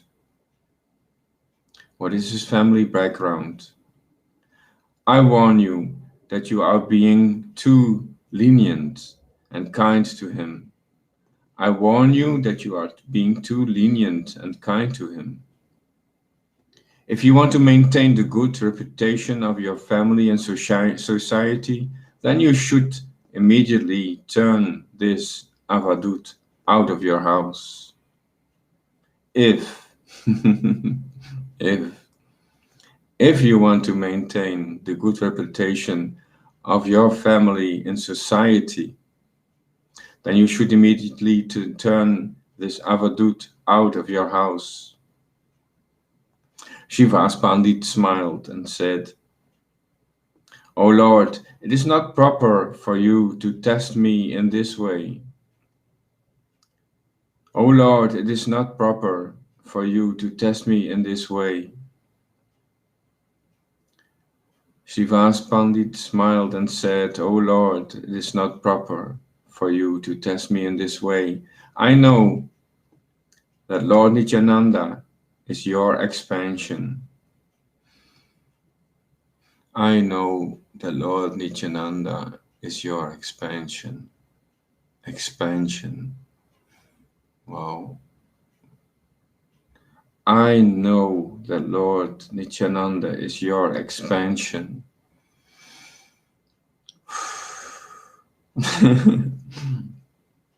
You are the Supreme Lord, and there is no difference between yourself and Lord Nityananda. You are the Supreme Lord, and there is no difference between yourself and Lord Nityananda. I am your servant. and anyone who serves you becomes my master. I am your servant, and anyone who serves you becomes my master. Yes, wow.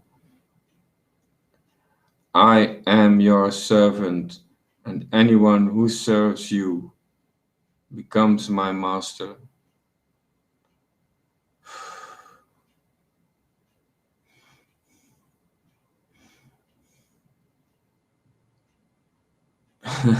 I want to stay with this sentence.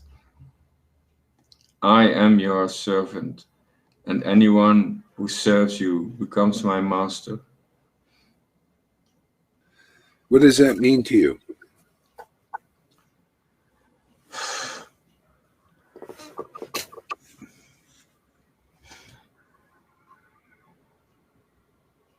I had this, when I was listening to you, I had this vision of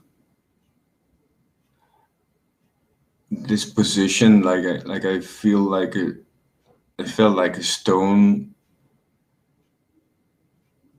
just listening to the pastimes, to the energies of Krishna.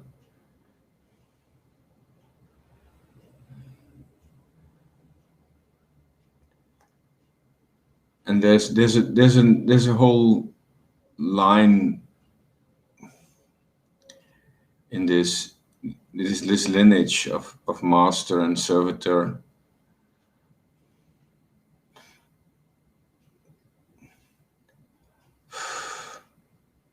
So this master and servitor lineage,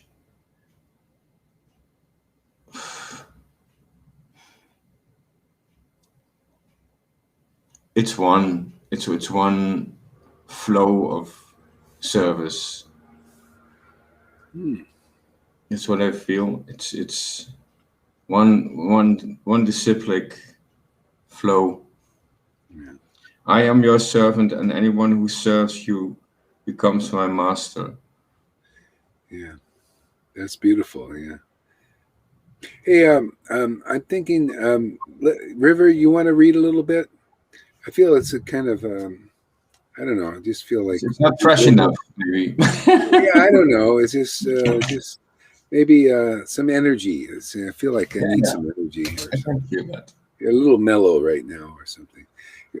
You want to read something, River? But you're muted. You know. You gotta, yeah, do it. Go ahead. Read whatever you want.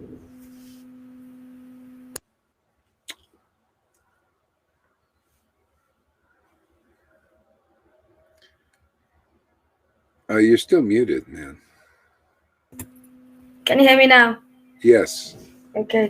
So I was reading this yesterday from where we left off from yourself. This chapter. Where was I? I want to carry on from there. It's Madhya chapter 8 you're reading, isn't it, Tom? Yeah. Okay.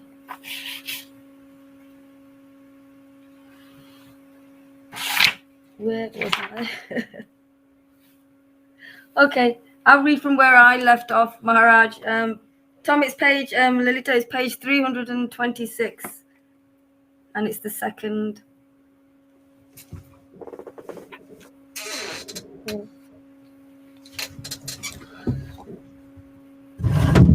just going to read. Where did you leave off, Tom? First page and then halfway. What was the number of the page?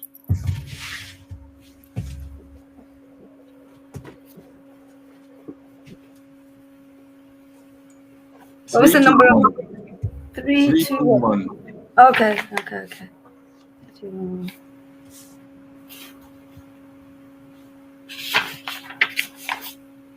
Oh, you're reading from the first page. Okay, I'll just read from there, from the second page.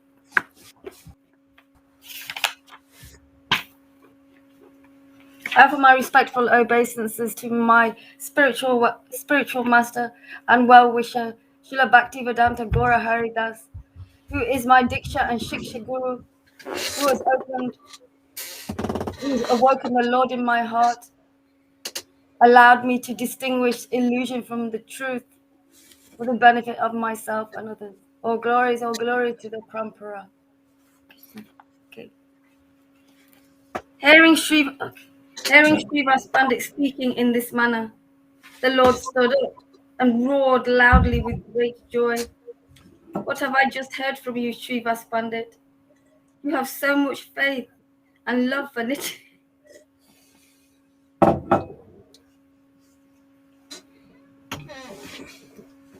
You have so much faith and love for Nityananda Prabhu. You have understood the truth about my dear, most confidential associate. This has pleased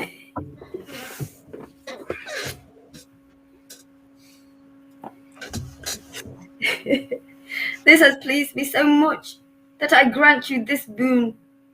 Even if there comes a time when Lakshmi Devi, the goddess of fortune, is forced to wander about with a begging bowl, still, your house will never know the chills of penury.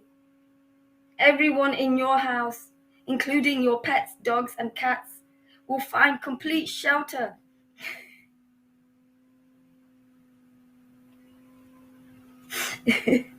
Complete shelter in my devotional service. Therefore, I leave Lord Nityananda Prabhu in your care so that you may look after him.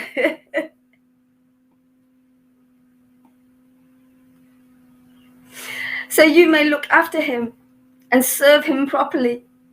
Saying this, the Lord returned home. So, this is the secret. People, they receive so much from the Lord when you receive the Nityananda. Nityananda represented ecstatic devotion, and conclusive truth. He was so, and so the Lord was so happy that he said, "Oh, because of your faith in basically the personification of ecstatic devotion and conclusive truth, even your dogs are going to attain my devotion." This is what we're teaching here. This is why it works here. See? People will get the highest thing just by accepting, because we represent the path of ecstatic devotion. Those who accept our Sangha here of ecstatic devotees will very easily get the devotional service of the Lord. Otherwise, you got a lot of troubles, my friends. Oh, yeah. A lot of troubles. And otherwise, you can take it the easy way, where you can go listen to these karmic guys, or people who say good luck with ecstatic devotion. Oh my God, you're going to see troubles upon troubles. Blind leaders and blind followers. This is light, man. Light is this is we're just preaching as it is, man. Just making that verse clear in 2021, how to actually put it in your life, make it work for you. People don't know. They read these things and jewels are right there, but you need where's the jewels now in 2021? You got to be able to recognize that treasure. The treasure is the devotee preaching ecstatic devotion by their example and by their glorification. That's simple. That's why you come here. You're going to get this kind of boon from the Lord Chaitanya, and people do. That's your witness out there. See how happy that Lord is? That's the Lord in everybody's heart. When you develop so much faith and love, that's why Lord Chaitanya said, those who claim to be my direct devotees are not my devotees. Those are the devotees of my devotees are my real devotees. And if you're not a devotee of a real devotee, then you're not a real devotee of God yet. You're still in process. You still need to learn these things. Sometime in some lifetime, you have to have a setup like this. You don't think Maharaj Parikshit was a devotee of of Shukadev Goswami? Him. And he loved his word. He loved everything about him. See, that's why he went back to Godhead. It's always like this. So the Lord's very pleased. Oh, you like my representative ecstatic devotion. Oh, I'm so happy with you. Here's my bhakti. Rip me off now. Now you're qualified to rip me off, to steal from me. Be Robin Hood. Steal from the rich. I'm the only real rich person here. Steal from me and give to the poor. That's basically, we're Robin Hoods here. You didn't know that, did you? This is modern day Robin Hood. They think they don't see enough Robin Hoods, and I went and looked at it and said, was Robin Hood here? Well, even people say, well, it's just might be just a story. We're not sure. Might be just a myth. See, because we don't see any modern day Robin Hoods, we don't know. Same thing. Is this devotional service really real? Is Krishna real and all that? Well, when you find a real devotee, then you're going to find, the real devotion, and that Krishna is real. The real life, you'll see, oh boy, I chant this name. Boy, do I feel real life, man. Am I enlivened? Woo-hoo. Am I set free? Yeah. Go ahead there, River. Just wanted to make a couple of points. I don't think this is relevant, but it's just they've actually got a new film out now called Robin Hood's Daughter. Okay, I'll check it out. Yeah, Lord Nityananda spent his time roaming about. You're Robin Hood's daughter, actually.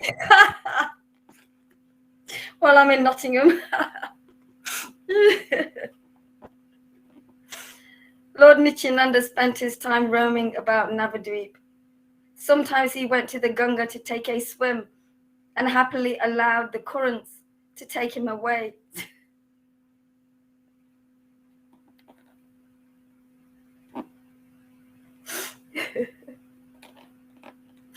At other times, he played with the young boys, acting like a little child himself.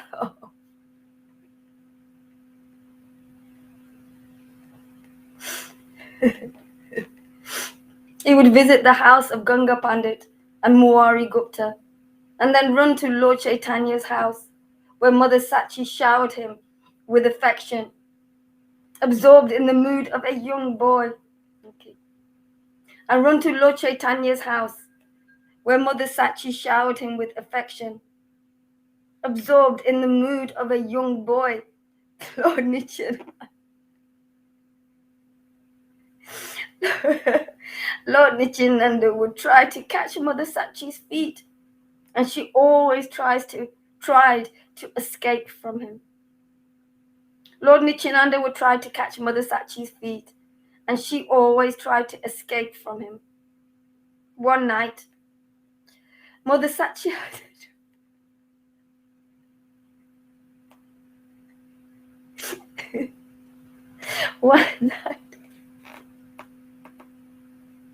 One night, Mother Sachi had a dream, which she later related to Lord Vishambar in confidence. Late in the night, I dreamt I saw you and Nityananda.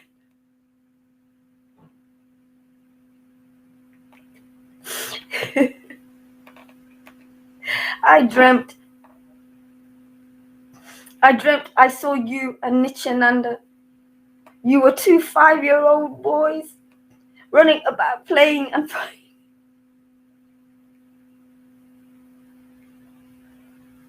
Excuse me.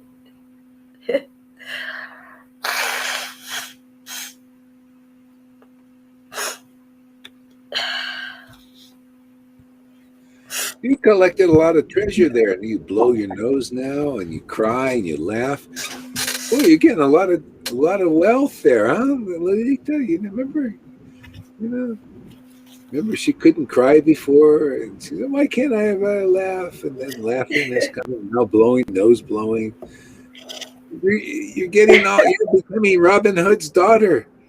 Truly, you're going to be able to shoot Yes. arrows as good as Robin Hood.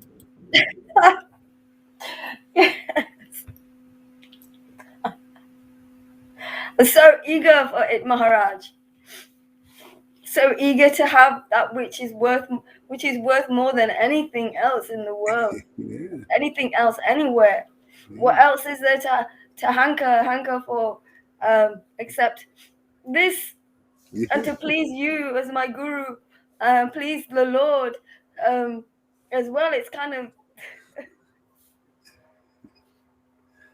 Yeah. I realize that pleasing my spiritual master, who is as good as God, is pleasing the Lord himself, and he gives me more mercy. It's amazing, isn't it? It shows you that's your witness. There and it is people see. Wow, what is it you want in life? And you say, yeah, I want this. This is my treasure. This is my jewels, and that's what people need. That they don't know that this is life, and this is wealth, and this is, and you teach them by your example. They have to see you playing with your wealth. You're playing with Krishna. It's playing with your wealth. If I tell you, if ISKCON devotees and Gaudis, if they all knew what we had here, their jaws would drop down to the floor, literally. It's like some big secret, man.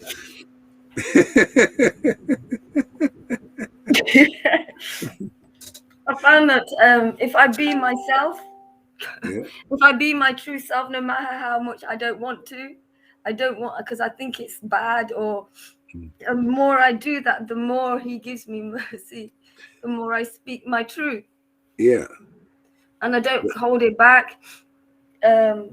He gives me more mercy, and I'm like, it's what Lolita said to me what she said in class one day, about no matter what I do, the Lord just keeps giving me more and more mercy and being true. And those words just rang in my heart, to be true, to be myself, and not pretend to be anybody else. It really works to be your true self wherever you're at. Yeah, wherever you're at, that's part of admitting your truth. Otherwise, you're not congruent. You're hiding from it and push. So people don't know where you're at. At least you gotta, get it out. It's part of the process. Yeah.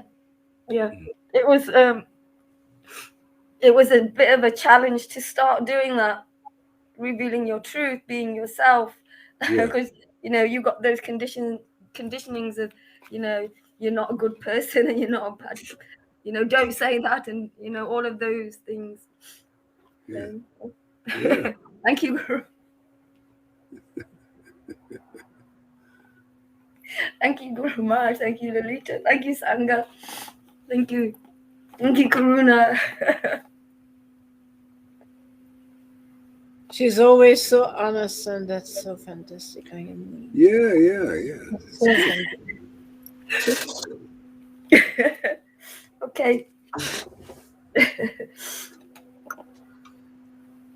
Absorbed in the mood of a young boy, Lord Nityananda would try to catch Mother Sachi's feet, and she always tried to escape from him.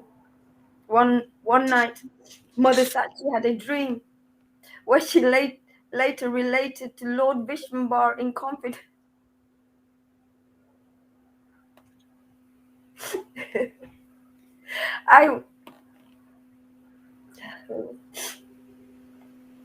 You were two 5-year-old boys running about, playing and fighting. I saw both of you enter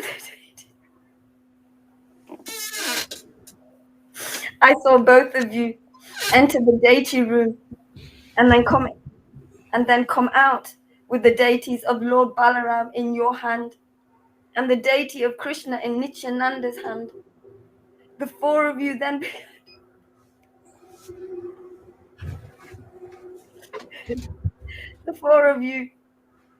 The four of you then began to fight with each other. Balaram and Krishna were angry and said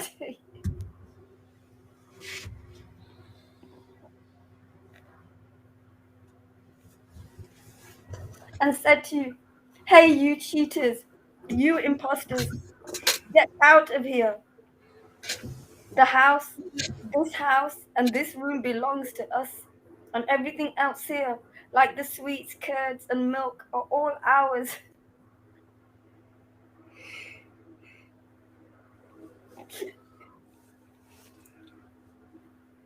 Nityananda replied, "Those days of stealing butter and curd for yourselves to eat are now gone. You are no longer cowards.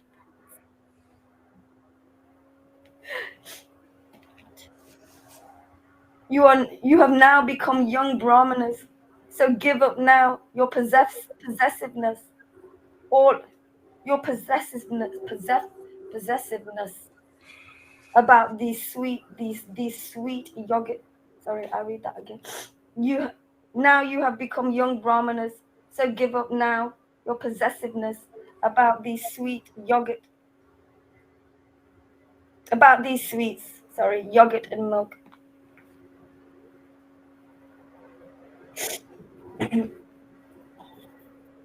If you do not listen to our sweet persuasion, then we will convince you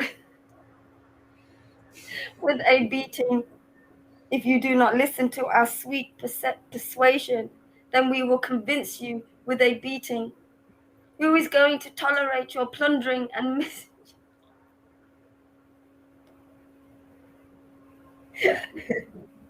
Balaram and Krishna replied, "We will catch hold of both of your impostors and leave you here tied up.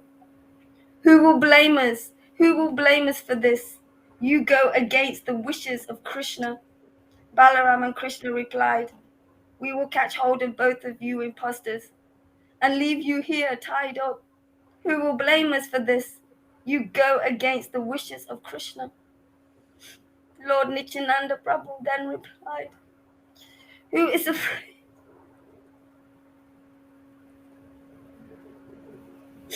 Lord Nityananda then replied, "Who is afraid of your Krishna? My Lord and Master is Lord Vishwambar." The four of them fought in this way.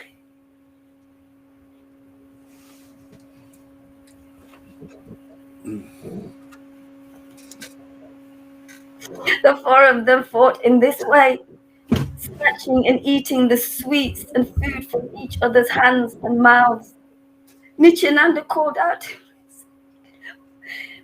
to me saying, "Mother," I'm just gonna turn that off.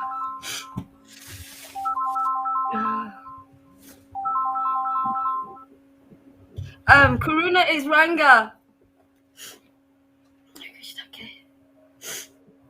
The four of them fought in this way, snatching and eating the sweets and food from each other's hands and mouths.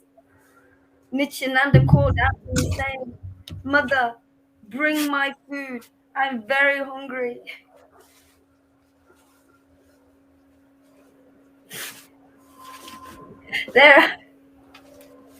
Thereafter, I woke up, but I cannot understand anything of this dream. Therefore, I am telling you. Therefore, I woke up, but I cannot understand anything of this dream. Therefore, I am telling you. Hearing the description of Mother Sachi's dream, Vishwambar smiled and spoke to her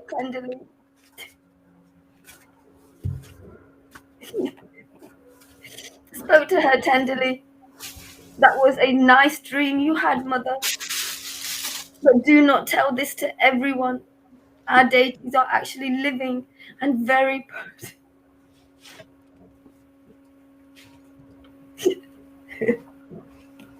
And very potent.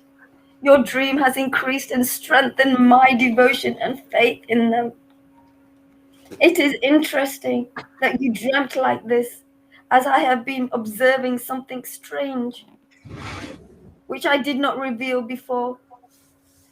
It is interesting that you dreamt like this, as I have been observing something strange, which I did not reveal before because I was feeling ashamed.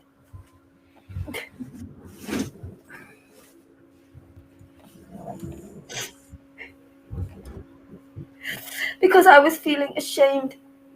I noticed that the foodstuff which your daughter-in-law cooked and offered to their lordships Balaram and Krishna would remain half-eaten after the offering was over. I was suspicious of my wife, but now everything has become clear. Vishnu Priya, Sri Lakshmi Devi, the mother of the universe, heard the details of Mother Sachi's dream from the inner quarters and smiled at her husband's word.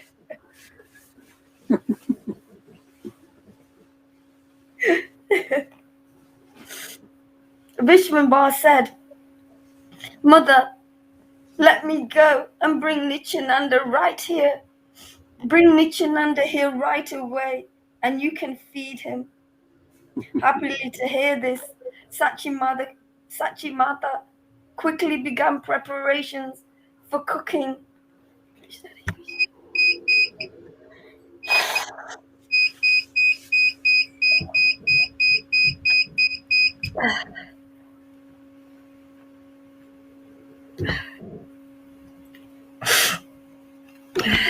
Okay. Vishwambar said, Mother, let me go bring Nityananda here right away, and you can feed him. Happily to hear this, Sachi Mata quickly began preparations for cooking. Vishwambar went to Nityananda and extended an invitation to him, along with a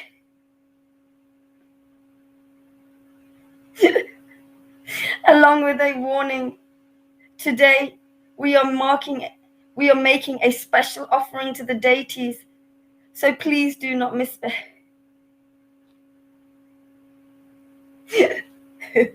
So please do not misbehave. Nityananda caught hold of his ears and cried, Vishnu, Vishnu, who makes people misbehave. Nityananda caught hold of his ears and cried, Vishnu, Vishnu, who makes people misbehave. You think I will misbehave because you think everybody is like yourself? Joking in this way?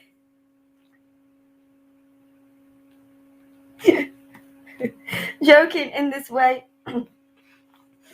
They proceeded towards Vishwambara's house, absorbed in talks of Krishna.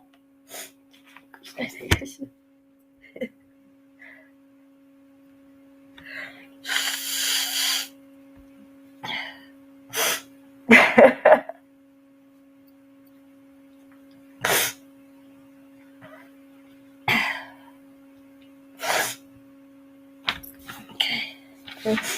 They proceeded towards Vishwambara's house, absorbed in talks of Krishna.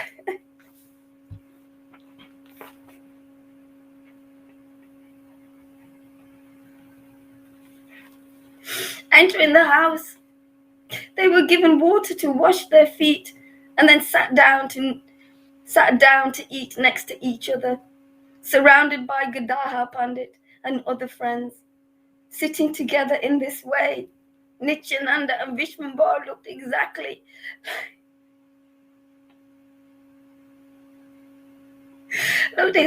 like Ramachandra and Lakshman sitting in their mother's house.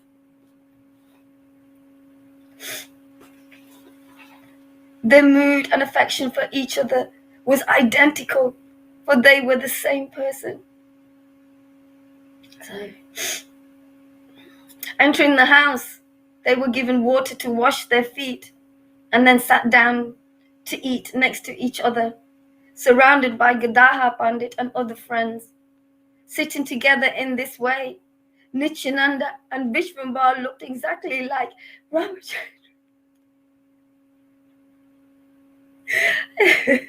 Ramachandra and Lakshman sitting in their mother's house. Their mood and affection for each other was identical, for they were the same person. Mother Sachi was very happy and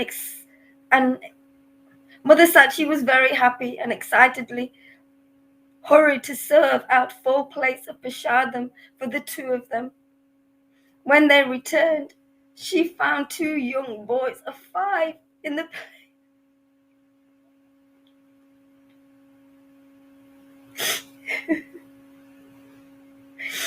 When she returned,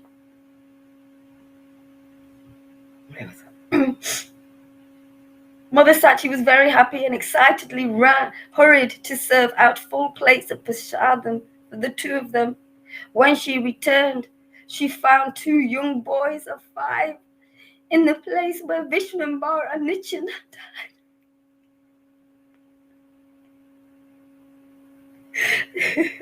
had been sitting.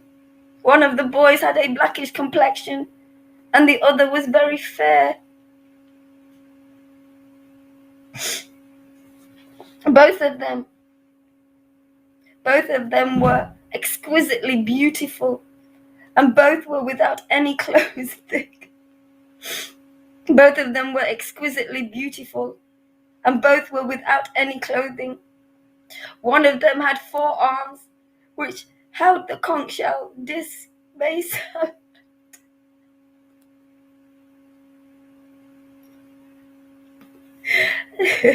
His breasts were marked with the Shrivasta, the glistening Kastumba jewel, hung from his neck. His breast was marked with the Shrivasta, the glistening Kastumba jewel, hung from his neck, and beautiful fish-shaped earrings dangled from his ears. The other boys held the plough and the pestle. She also saw her daughter-in-law, Vishnupriya, situated on the breast of one of the young children. No sooner had she seen this wonderful sight than it vanished. Mother Sachi stood still, stunned in ecstasy as tears rolled down. As tears rolled down her face, drenching her clothes. All the foodstuff scattered here and there as Sachi Mata fell to the ground and lay unconscious. Vishnumbar rushed to wash his hands and mouth. Then quickly ran to retrieve his mother. Lifting her hands, Vishwambar, lifting her hands, he said, Mother, please get up, be calm.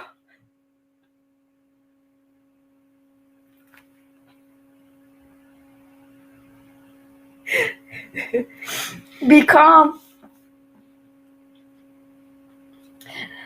Mother, please get up, be calm, and take control of yourself. Why did you suddenly fall to the ground?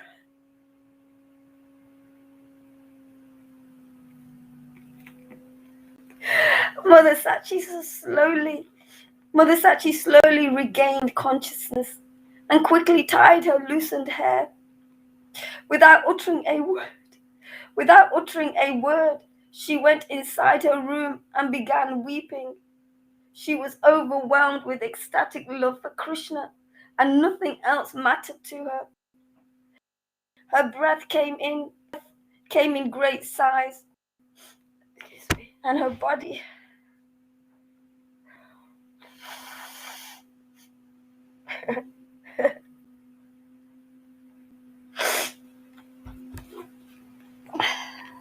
Mother Sachi slowly, I don't want to put it in front of my face, the book. Mother Sachi slowly regained consciousness and quickly tied her loosened hair. Without uttering a word, she went inside her room and began weeping. She was overwhelmed with ecstatic love for Krishna, and nothing else mattered to her. Her breath came in great sighs, and her body trembled from head to toe.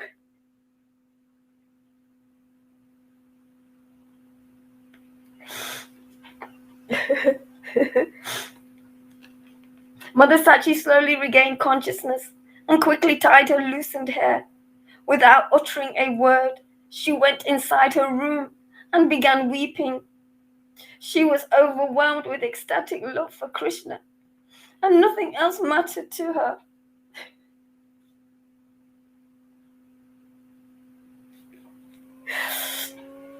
Her breath came in great sighs, and her body trembled from head to toe. Meanwhile, the You know, servant. if nothing else matters to you except ecstatic love, then nothing matters to you in the world. But if ecstatic love doesn't matter to you, then everything in the world matters to you. It's all matter, man. It's all about matter. What matters? Okay.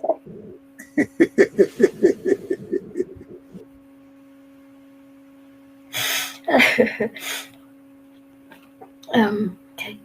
Meanwhile, the servant Isha Following in cleansed the footsteps of devotees is you got to see, you know, Mother Sachi came to show her and real devotees come to show what's really important. That's they're the lesson. Show that what matters to them is what really matters to God and matters to the devotees. I mean, they're the only ones that know. Nobody knows. You know? That's why you're very fortunate to cry and to laugh and to blow your nose, especially the nose blowing. That's really, man, you don't need a cold anymore. There's no coronavirus can touch you because you're always blowing your nose. It can't stay in there.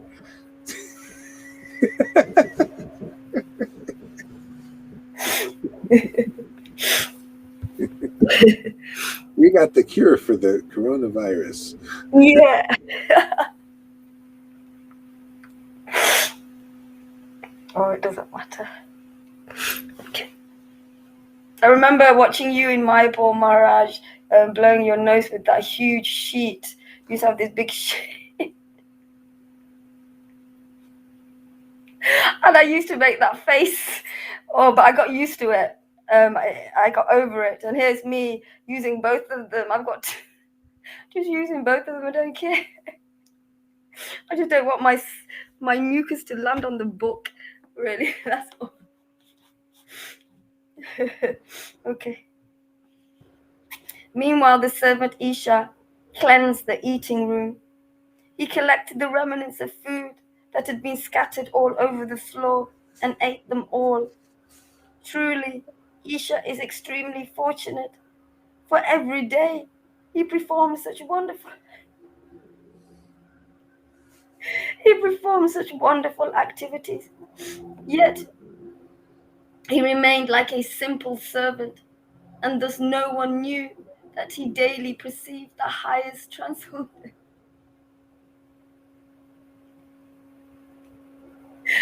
received the highest transcendental knowledge. Lord Gaurachandra, along with his devotees, continued to perform congregational chanting of the holy name in Navadvip. All the Lord's eternal associates had appeared in different parts of Bengal. Gradually, in small numbers, they began to come to Navadvip. There, they soon found out that the Supreme Lord had appeared. Yeah, that's like here. People are seeing the most confidential knowledge. See, hearing the most confidential knowledge, seeing the most confidential knowledge, seeing this ecstatic devotion. This is rare stuff, man. We're the most fortunate persons in the world. Yeah, absolutely. I was talking yesterday to my cousin Kiran's brother. Yeah. About all of this stuff and about yourself, and he was really interested. He didn't want me to come off the phone because he wanted to hear more. Yeah, he has an idea of what's going off, being kind of an outsider of life, really, and his life situations. So he's quite clued up on many things that there just needs to be added to. Many things just need to be added. added to. But yeah, he's really, he has that ego, that false ego. I could feel that from him. Yeah. But it was a great conversation because we were just speaking to each other like we were just Indian, and Yeah. that culture that we had grown up with. It was great because we shouted at each other, we laughed at each other, we listened to each other, you know, and it was funny. We were Yeah. laughing. It was really great. Great. Be Awesome. yourself. It was Mhm. really great. Yeah. Nice. I want to read. Okay. Again, Lord Gaurachandra, along with his devotees, continued to perform congregational chanting of the holy name in Navadvip. Although the Lord's eternal associates had appeared in different parts of Bengal, gradually, in small numbers, they began to come to they began to come to Navadvip. There, they soon found out that the Supreme Lord had appeared. Allaying. Is it allaying? Allowing? No. Allaying. I think it's allaying. Allaying the fears of the devotees and filling their hearts with bliss. Lord Vishnumbara manifested himself before them as a supreme personality of Godhead. The Lord's devotees are as dear to him as his own heart. Thus, that supreme personality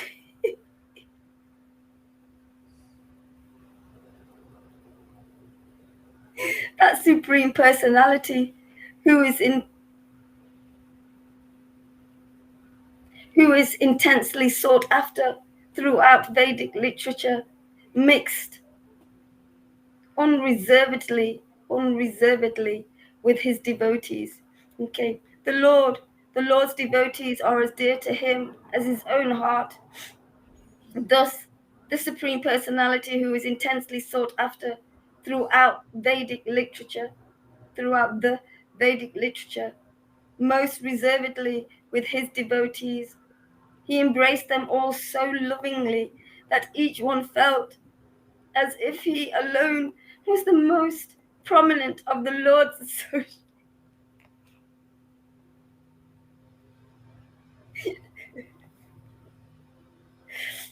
Lord's associates.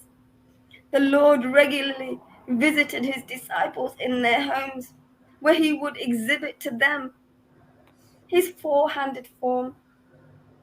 The Lord regularly visited his disciples in their homes, where he would exhibit to them his four-handed form.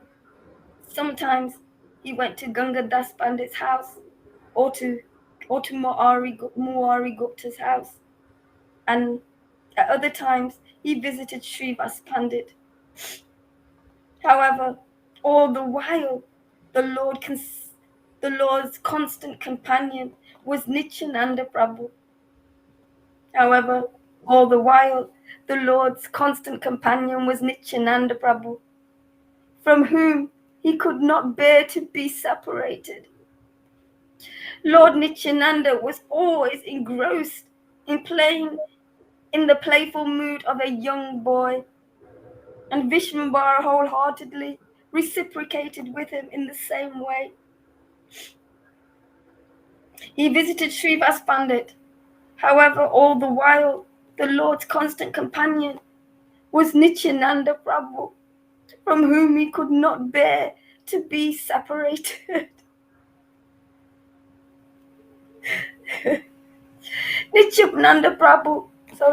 Lord Nityananda was always engrossed in the playful mood of a young boy, and Vishnumbara wholeheartedly reciprocated with him in the same spirit.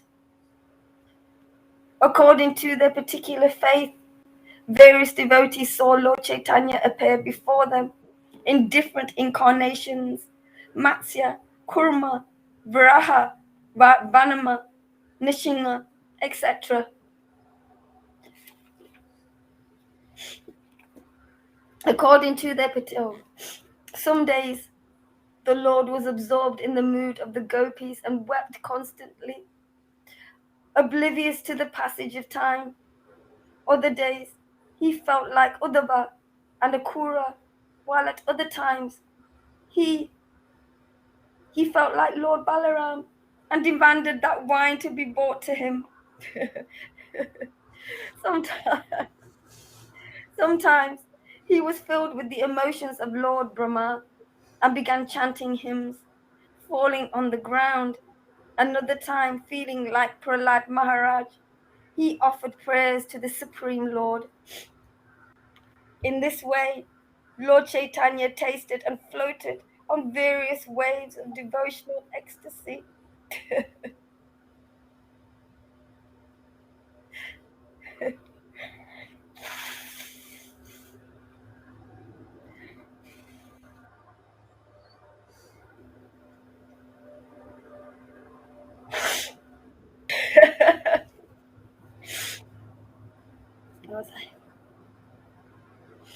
He offered, sometimes he was filled with the emotions of Lord Balaram and began chanting hymns, falling on the ground. Another time, feeling like Prahlad Maharaj, he offered prayers to the Supreme Lord.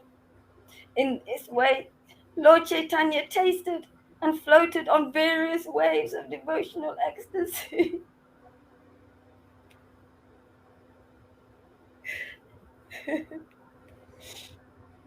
Observing the happiness of her son, Mother Sachi was extremely happy. Yet, one dreadful thought continuously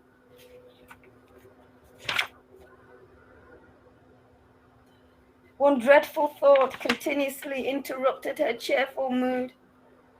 What if my son leaves home? Brushing such unpleasant thoughts aside, she said, "Dear son, go and take your bath in the Ganga." Mother, please chant the holy names Krishna, Rama in every conversation. Mother, please chant the holy names Krishna, Rama in with his mother. The Lord simply replied with one word, Krishna. Meena used to do that. Mother, please chant the holy names Krishna, Ram. In every conversation with his mother, the Lord simply replied with one word, Krishna.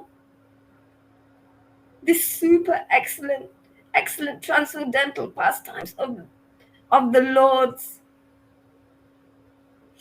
this super excellent transcendental pastime of the Lord's are all inconceivable. They cannot be understood by any amount of material calculation. One day, a wandering devotee of Lord Shiva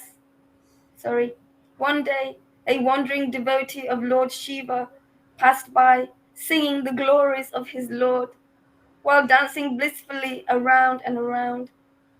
Hearing the singing of a Shivite, Sri Chaitanya suddenly appeared in the form of Lord Shiva.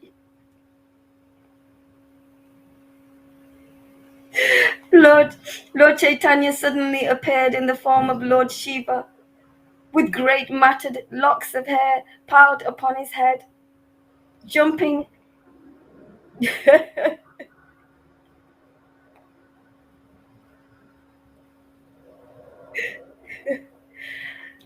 jumping up on the singer's shoulders. He shouted loudly, "I am Sankar! I am Sankar!" The people watched in amazement as the Lord sat, perched upon the devotee's shoulders, as the Shaivite continued playing upon a horn and a small hand drum. The Lord encouraged him to continue singing. That day, the fortunate devotee of Lord Shiva received the full benefit of purely glorifying Lord Shiva without offense.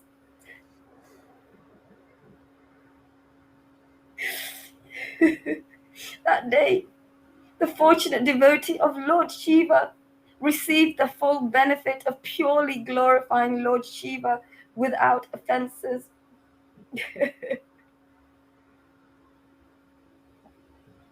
The Supreme Lord Gaurasundra had sat upon his shoulders, regaining normality. The Lord then climbed down and personally offered alms. The singer devotee left, feeling extremely grateful and satisfied. The devotee servants of Lord Gauranga shouted Lord Hari's name in exhilaration. Sorry.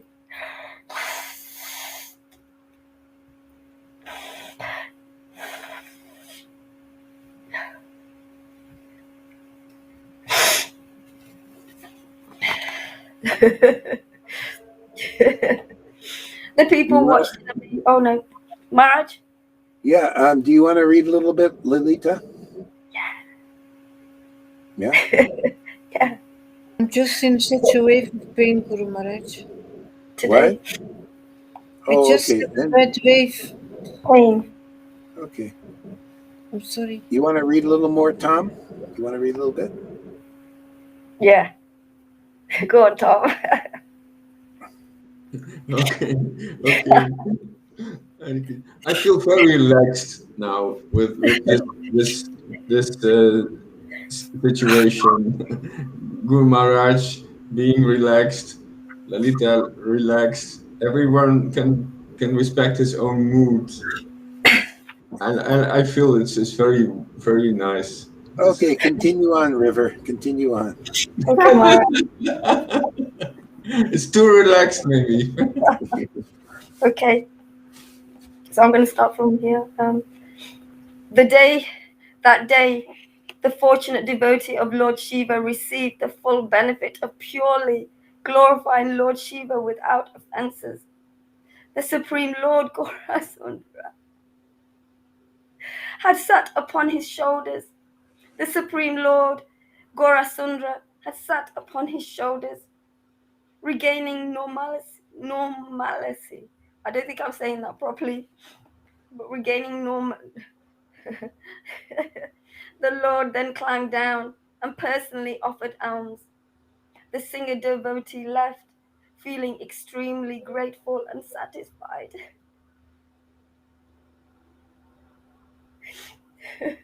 The devotee servants of Lord Gauranga shouted Lord Hari's name in exhilaration.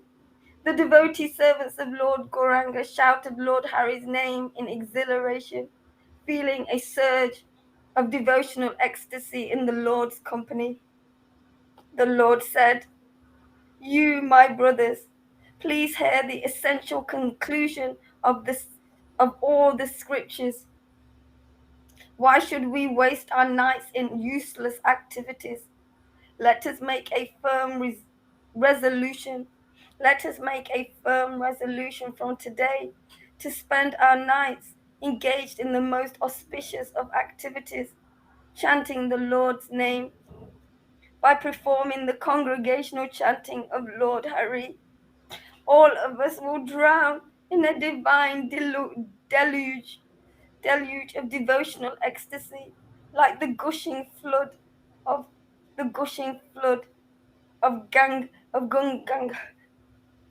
Ganga Devi. By performing the congregational chanting of the holy name, all of us will drown in a divine deluge of devotional ecstasy, like the gushing flood of Ganga Devi. The whole world, let the whole world be delivered by hearing the holy name.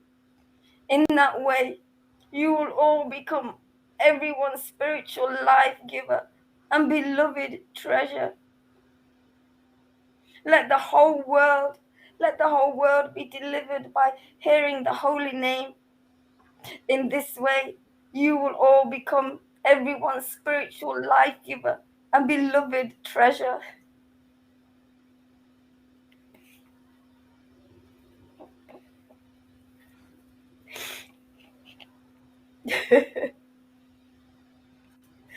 The Lord's words breathed great joy into all the Vaishnavas' hearts. Lord Chaitanya had become his kirtan pastimes. The Lord's words breathed great joy into all the Vaishnavas' hearts. Lord Chaitanya had begun his kirtan pastimes. Every night, the Lord met the devotees in Srivas Pandit's house and performed kirtan. Some days, he would also meet in Chandraskara's house. So many devotees, the Lord's dear servants, would attend the kirtan meetings that all their names cannot possibly be remembered. So many devotees, the Lord's dear servants, would attend the kirtan meetings that all their names cannot possibly be remembered. Lord Nityananda was there with Gadadhar Pandit, Advaita Acharya, Srivas Pandit, Vijayanini, Muari, Haranya, Haridas Thakur, Gangadas, Vanamali, Vijaya, Nandana, Kishvari, Vasudev, Ram, Gurdai, Govinda, Govindaram, Gopinath, Jagadish, Shriman, Shraddha, Sadav Shiva, Vikshasvar, Srigaba, Suklamba, Brahmananda, Purushottama, Sanjaya, and others.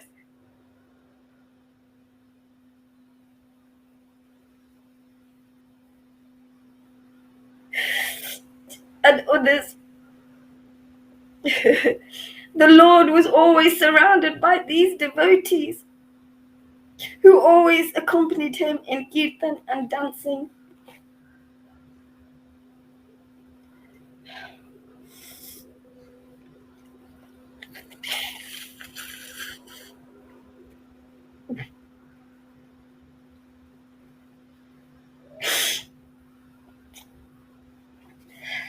The Lord was always surrounded by these devotees who always accompanied him in kirtan and dancing. The Lord's ecstatic, thunderous roars and loud kirtan rent the very limits of the material world. The Lord's ecstatic, thunderous roars and loud kirtan rent the very limits of the material world. These kirtans agitated the envious atheists. They clapped their thighs and jumped up, pouring out streams of profanity. Starting at night time after a good bout of wine drinking, all this loud howling and wild dancing is robbing us of our precious sleep. All this wild dancing is robbing us of our precious sleep throughout the entire night.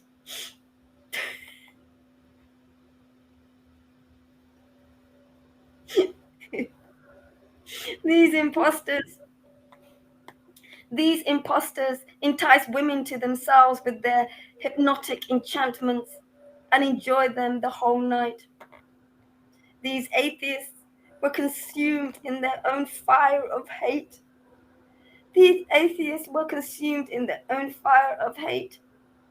However, the Lord Sachinandana danced in graceful effulgence. I think that's how you say it. I'm not sure, but I cannot remember what it means. So if someone can put that up. Tom, do you know what it means? Can you look it up for me? Effulgence. Okay. Effulgence? Effulgence. Ebullience. Effulgence. Okay. As soon as the kirtan began, the Lord would enter trance and become oblivious to the phenomenal world. As soon as the Kirtan began, the Lord would enter trance and become oblivious to the phenomenal world. Dancing, he would fall to the ground with such great force that the earth quaked and cracked in many places.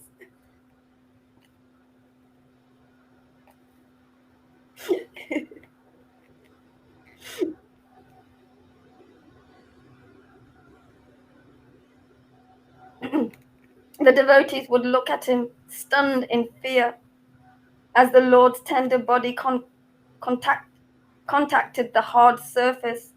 Sachi Mata would close her eyes, silently praying to Lord Govinda, Krishna, for the okay. As the Lord's tender body contacted the hard surface, Sachi Mata would close her eyes, silently praying to Lord Govinda, Krishna, for the protection of her son. Sachi Mata knew that Nimai was in spiritual trance. However, due to her intense love for him, she experienced great agony. She did not know what actions to take. So she earnestly prayed to the Lord, "My Lord Krishna, please grant me this wish, that I may not know when Nimai hurls himself to the ground. Please grant me this mercy." Please grant me this mercy, Krishna.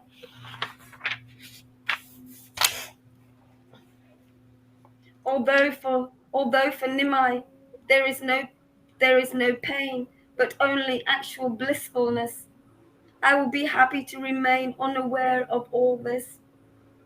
Lord Chaitanya, the Supreme Lord, knew Sachimata's wishes, so accordingly he infused divine ecstasy in her. And along as Lord Chaitanya performed kirtan and dancing, Mother Sachi entered into a state of deep spiritual exhilaration and became heedless of the material world.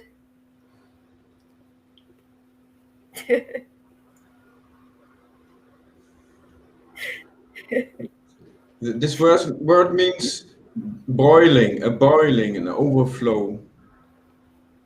What do you mean? The word ebullience, it means Oh, a boiling, overflow. oh, yeah. I didn't know it meant that. Sachinanda danced in graceful exuberance. Yes, boiling overflow. Makes sense. Thank you. Okay. Unceasingly, the Lord spent these days in kirtan and ecstatic dancing, surrounded by his followers. Many days the devotees would collect in the Lord's house. Oh, sorry.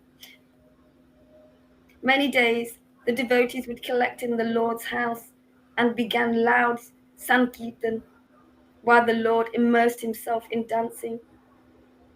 All the time, the Lord exhibited his mood as the omnipotent, supreme controller.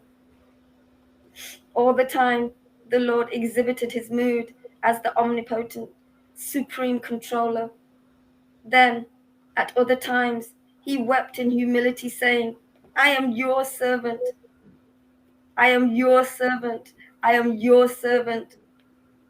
Dear readers, hear these narrations about the Lord's transcendental ecstasies very attentively.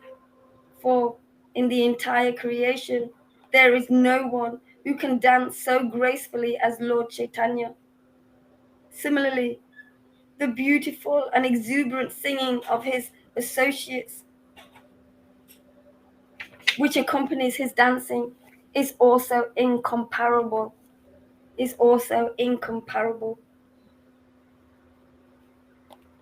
From earth down to from earthly down from earthly dawn on a special day, such as Ekadashi,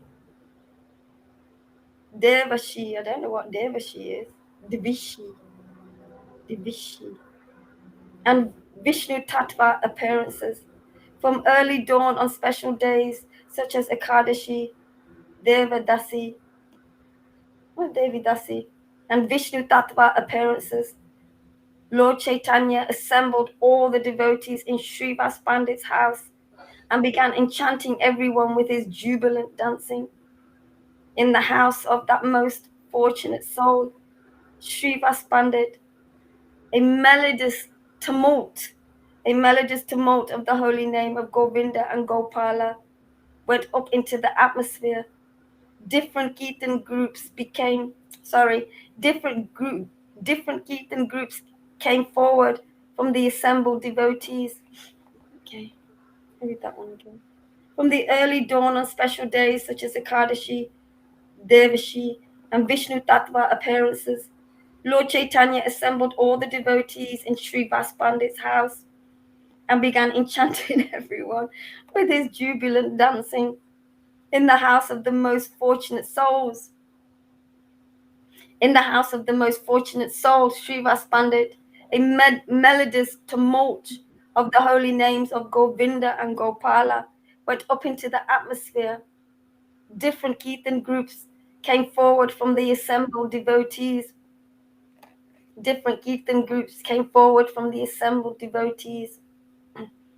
Srivas Pandit headed one group, Mukunda another, and Govinda yet another. They all sang, and the Lord danced. Nityananda Prabhu, that great spiritual stalwart, circumambulated the dancing Lord. Okay.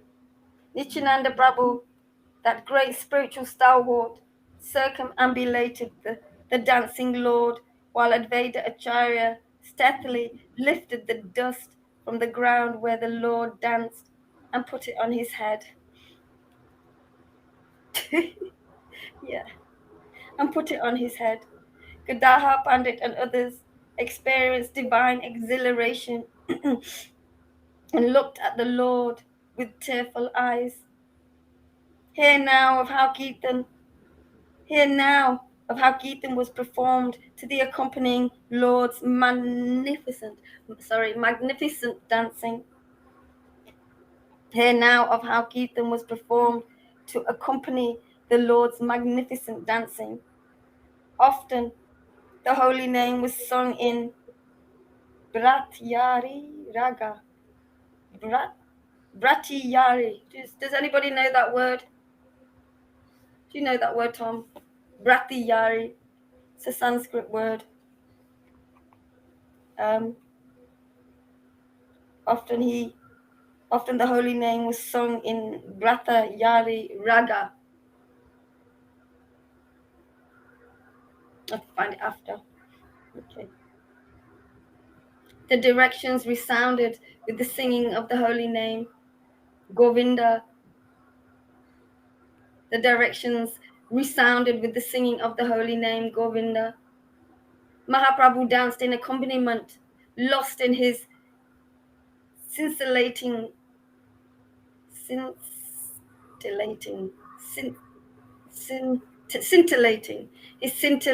body movements. The devotees sang, Hari, O Ram, Hari, O Ram. Lord Chaitanya would begin to weep during his kirtan. His tears would continue for a minimum of an hour. His long tresses tossed about upon the ground, and he would not attempt to tie them. Only hearts of stone could remain unremoved by the sight. The devotees fell swooning to the ground, trying to reach out to the Lord. The devotees fell swooning to the ground, trying to reach out to the Lord. When the Lord began laughing, he would break out into carefree, effervescent mirth. I cannot remember what effervescent means. But if you could look for me, Tom, could you do that? Do you want me to spell it? Yes, please. Okay, it's spelled EFFERVESCENT.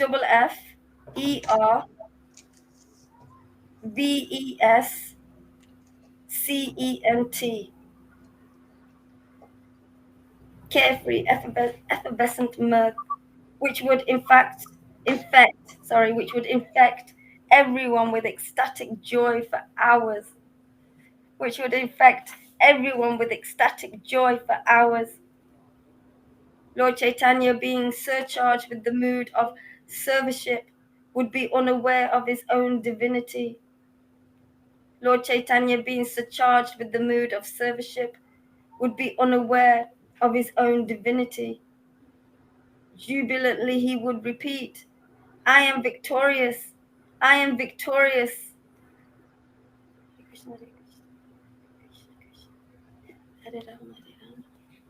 All the devotees would respond. What's going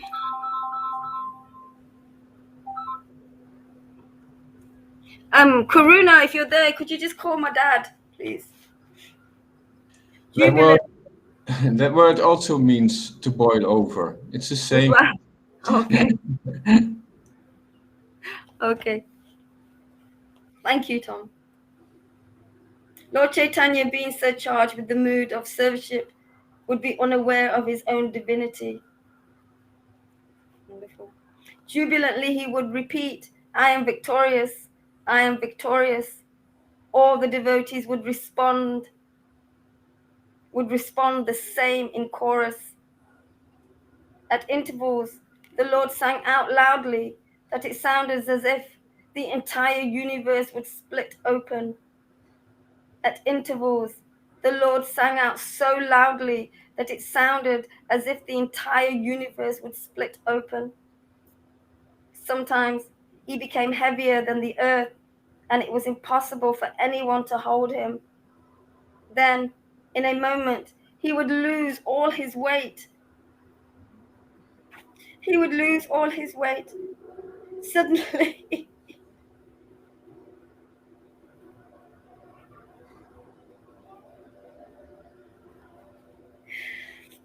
Suddenly, he was lighter than cotton wool and would be carried all around the house jubilantly on the shoulders of the devotee. On the shoulders of the devotees. The Lord frequently went into ecstatic trances on the smallest of provocations. The Lord frequently went in ecstatic trances on the smallest of provocations. This would put the devotees into anxiety, and they would chant, Hari, Hari. And they would chant, Hari, Hari, loudly into the ears to awaken him. Sorry. So this is it, man. You know, it's chanting the holy name, and you just get softer and softer, and it becomes more and more easy for this to awaken. I mean, this is my experience, and this is where it's going. Otherwise, very hard. Oh, many lifetimes before. Here you around the devotees, and look how easy. Look, River. She's a flood now. Man. She's becoming an ocean. How does all that bhakti get stored in that little body there? You must have a big heart. Yeah. You see, this is. Actually, Is there anything better than this, River, in your experience? not that makes me feel the way how it makes me feel. There's nothing that makes me feel like this. And I don't think it's enough at all. Unique, sublime. Very, this is the witness. You know, this is the who's witnessing like this for Krishna consciousness? People even knew. This is it, man. Blow your nose for Krishna, man. Get rid of my inflammation as well. Yeah, absolutely, man. Yeah, and then it could be my wing as well. Yeah, maybe. I got all this water. Yeah. Exactly. Yeah, you'll be able to drink more liquids now. Yeah. Yes. That's why it's so, your words always come true. You know, they always come to absolute truth, to keep hearing your words and keep staying, no matter what your mind is saying to you, to look beyond that and just stay. This is my experience. just keep staying and staying and staying. And I told myself I have faith in this, and trust, but it grew. It Yeah. wasn't that much trust at first and that much, but it grew and grew and grew and grew. And so no matter what happens, whatever kind of purifications that you go through, one, I'm here to help you, and I'm sure the other devotees are as well. It will happen. When, I don't know when it will happen, but it will happen. It will definitely happen. So to stay and keep listening to Maharaj's words, let them emanate into your heart. Keep melting and melting the heart. Beautiful. Okay, I'll carry on reading.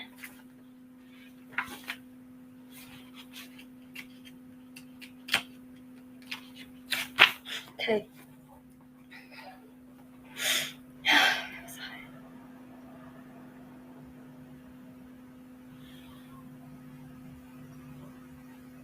I love this one. Sometimes he became heavier than the earth, and it was impossible for anyone to hold him. Then, in a moment, he would lose all his weight. Suddenly, he was lighter than cotton wool and would be carried around the house jubilantly on the shoulders of the devotees. The Lord frequently went into ecstatic trances on the smallest of provocations.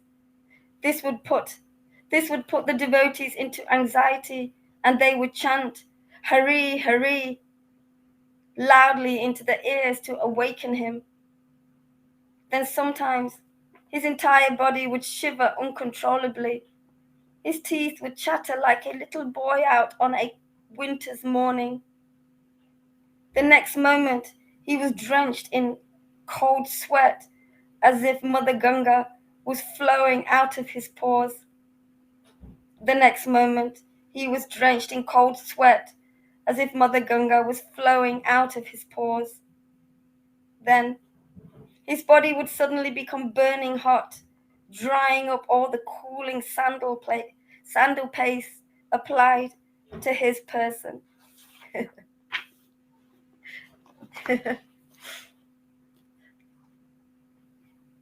He would release gigantic sighs,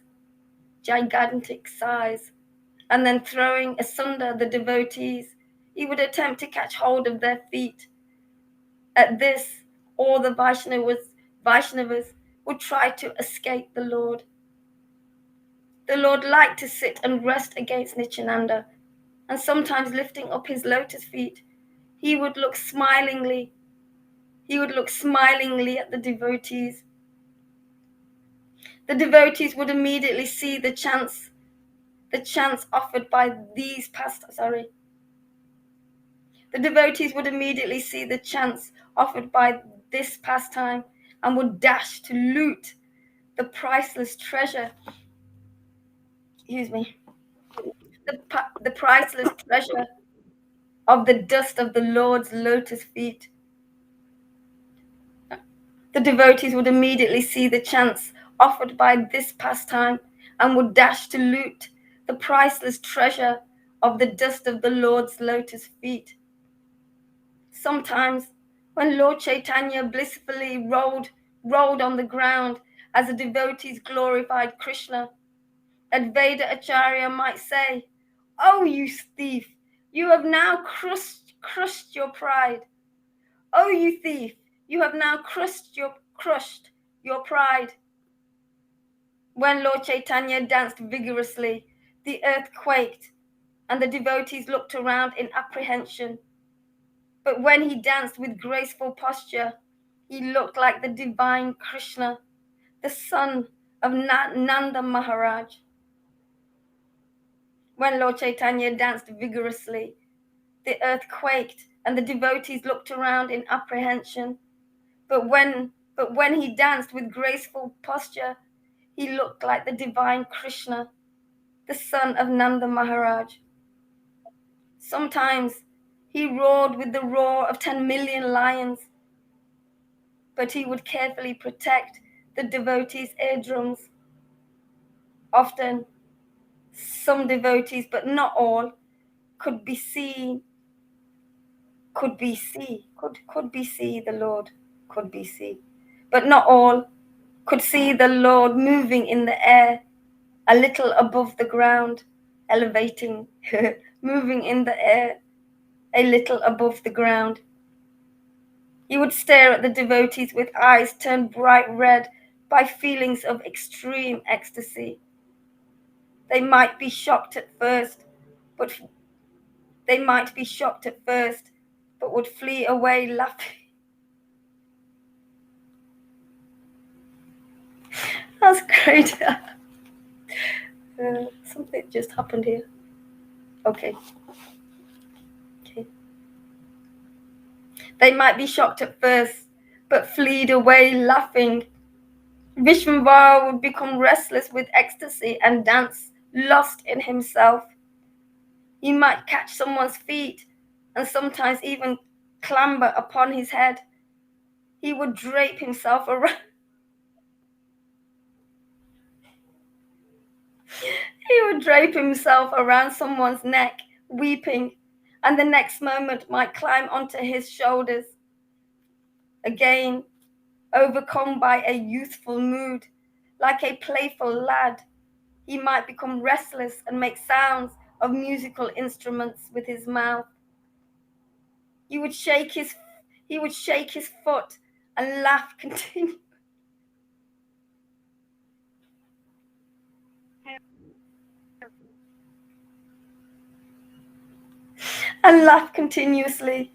And then get down and crawl on all fours, feeling like a baby.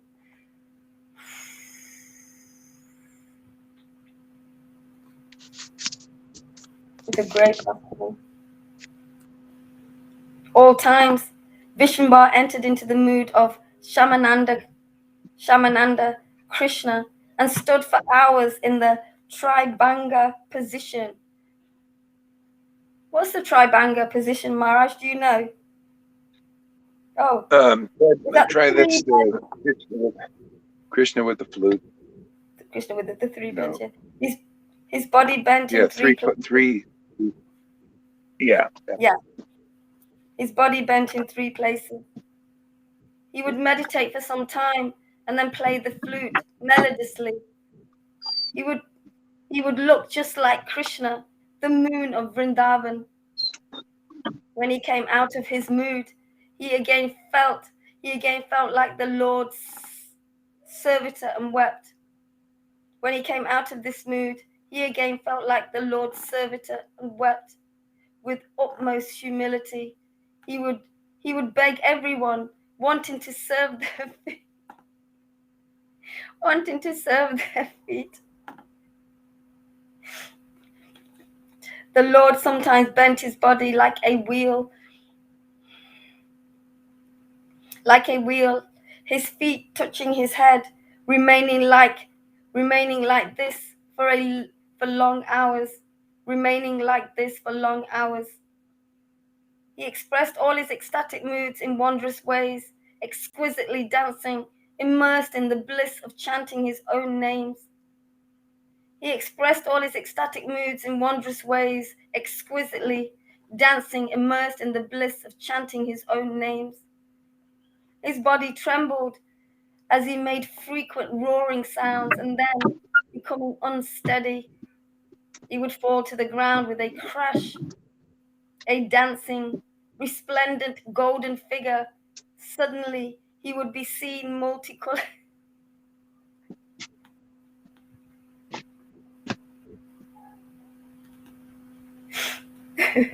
He would be seen multicolored. Then, devotees would see double images of him.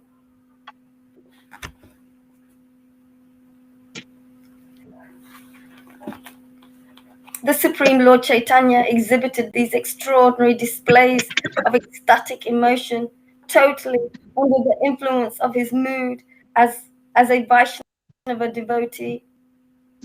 Often repeating unspeakable words, he would shout before a Vaishnava whom he previously respected as Prabhu, and then suddenly catch him by his hair. Often repeating unspeakable words, he would shout before a Vaishnava whom he previously respected as Prabhu, and then suddenly catch him by his hair. The Lord would call out, "This fellow is my servant," and stand upon his chest the same Vaishnava whose feet he previously tried to catch in humility. The Lord would call out, this fellow is my servant," to stand upon his chest the same Vaishnava whose feet he previously tried to catch in humility. The devotees all around were so captivated and moved by the Lord's ecstatic symptoms that they put their hands around each other's necks and cried. The devotees all around were so captivated and moved by the Lord's ecstatic symptoms that they put their hands around each other's necks and cried. The entire group of assembled Vaishnavas looked so radiant, their bodies decorated with sandalwood tilak and tulsi mala. They blissfully tasted the nectar of chanting Lord Krishna's names. The sounds of their voices, madungas, conch shells, and kartals mingled to a melodious uproar. As this auspicious sound of the holy name spread and filled the azure vaults, evil and misfortune disappeared in every direction.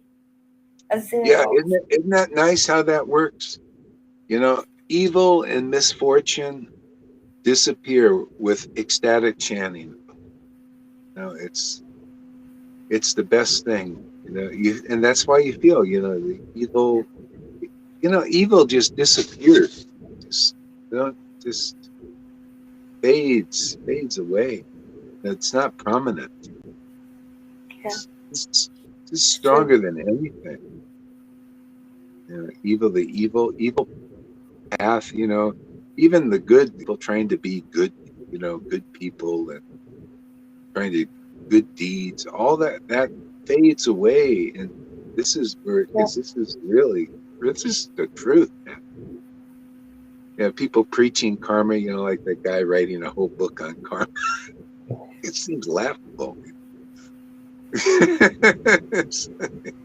Karma, you know, let's talk about karma. You know? Oh, gee, let's talk about prema, man. Hey, anybody coming to this class, you're really lucky. All these gurus even talking about karma. Oh my God. Here we talk about prema and we show the prema. We relish prema. Look at the whole readings, prema reading. This is, you show me anything better than this. Show me any higher path, greater path. There isn't anything. Why it's unique. You know, it's unique. Krishna is unique. His path, God is unique. Krishna is unique. And this path is unique.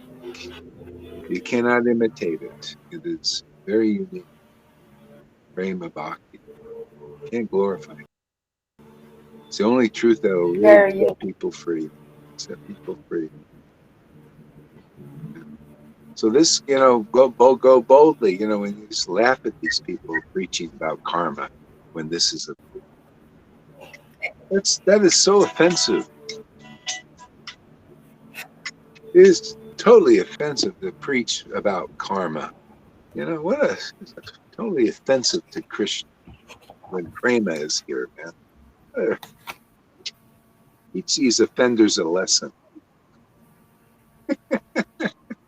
Yeah. Hey, I want to read a little bit. Okay, do you want to read for me, or are you reading something else? I'll read something else. Okay.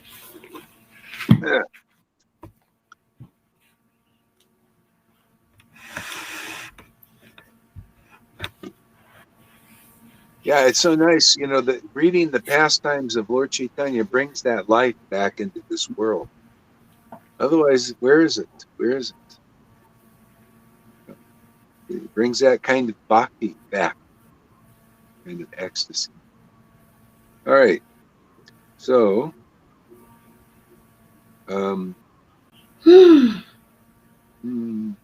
Actually, let's sing a little bit here.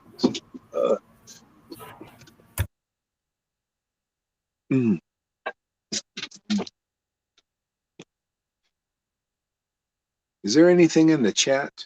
I can't. It's not coming up.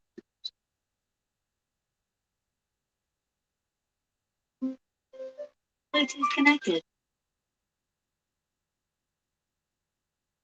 I don't see. Is anybody writing anything, or maybe write somebody say something? There's nothing in the chat, Maharaj. There's nothing The private in the chat. chat. Oh no, there is. There is.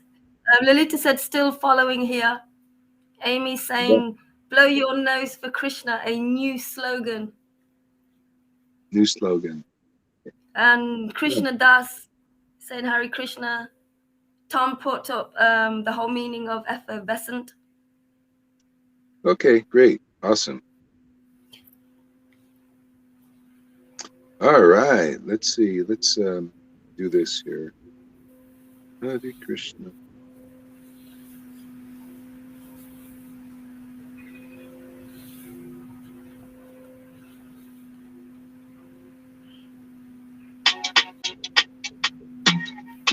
Hare Krishna.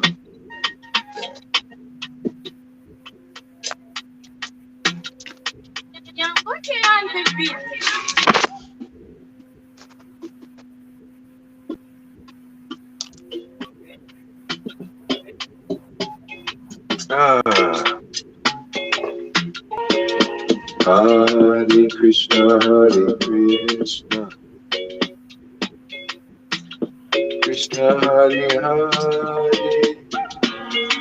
Hare Rama, Hare Rama, Rama Rama, Hare Hare, Hare Krishna, Hare Krishna, Krishna Krishna, Hare Hare, Hare Rama, Hare Rama, Rama Rama, Hare Hare, Hare Krishna, Hare Krishna, Krishna Hare Hare,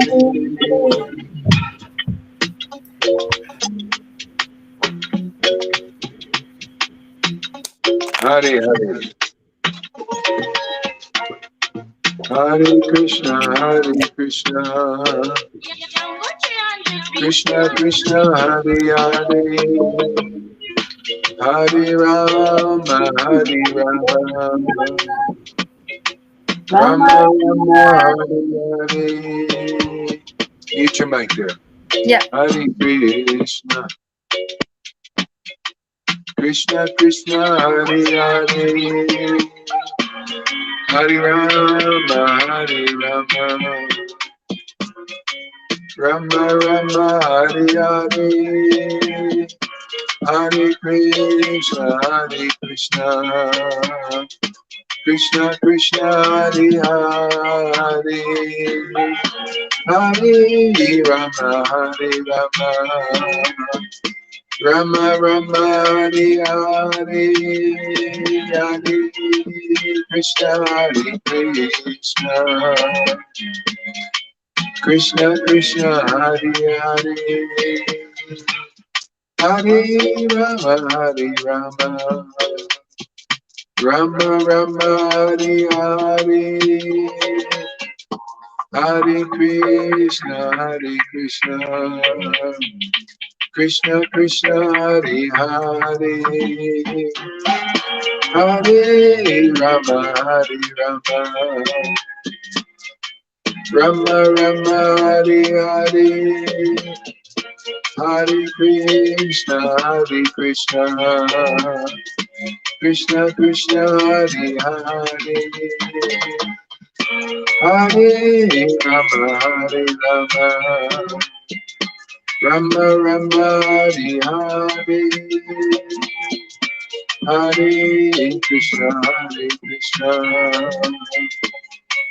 Krishna Krishna, Hare Hare.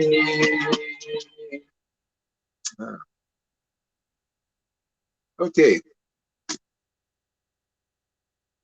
I think we'll go off for a little bit. Thanks for using. Thank you for such a great reading there, River. Thank you, Maharaj, for allowing me to read, for getting me to read like that, teaching me and showing me. Thank you, Maharaj. Yeah, thank you, Tom, for coming, and Karuna holding the space. And thank you, everybody, for coming. If you missed any of this, you can watch the replay. I started a little bit early. Sometimes I wake up early. Yeah. And it's just how it is. All right. So, Hare Krishna, everybody. And we'll see you soon. Hare Krishna. Krishna Krishna.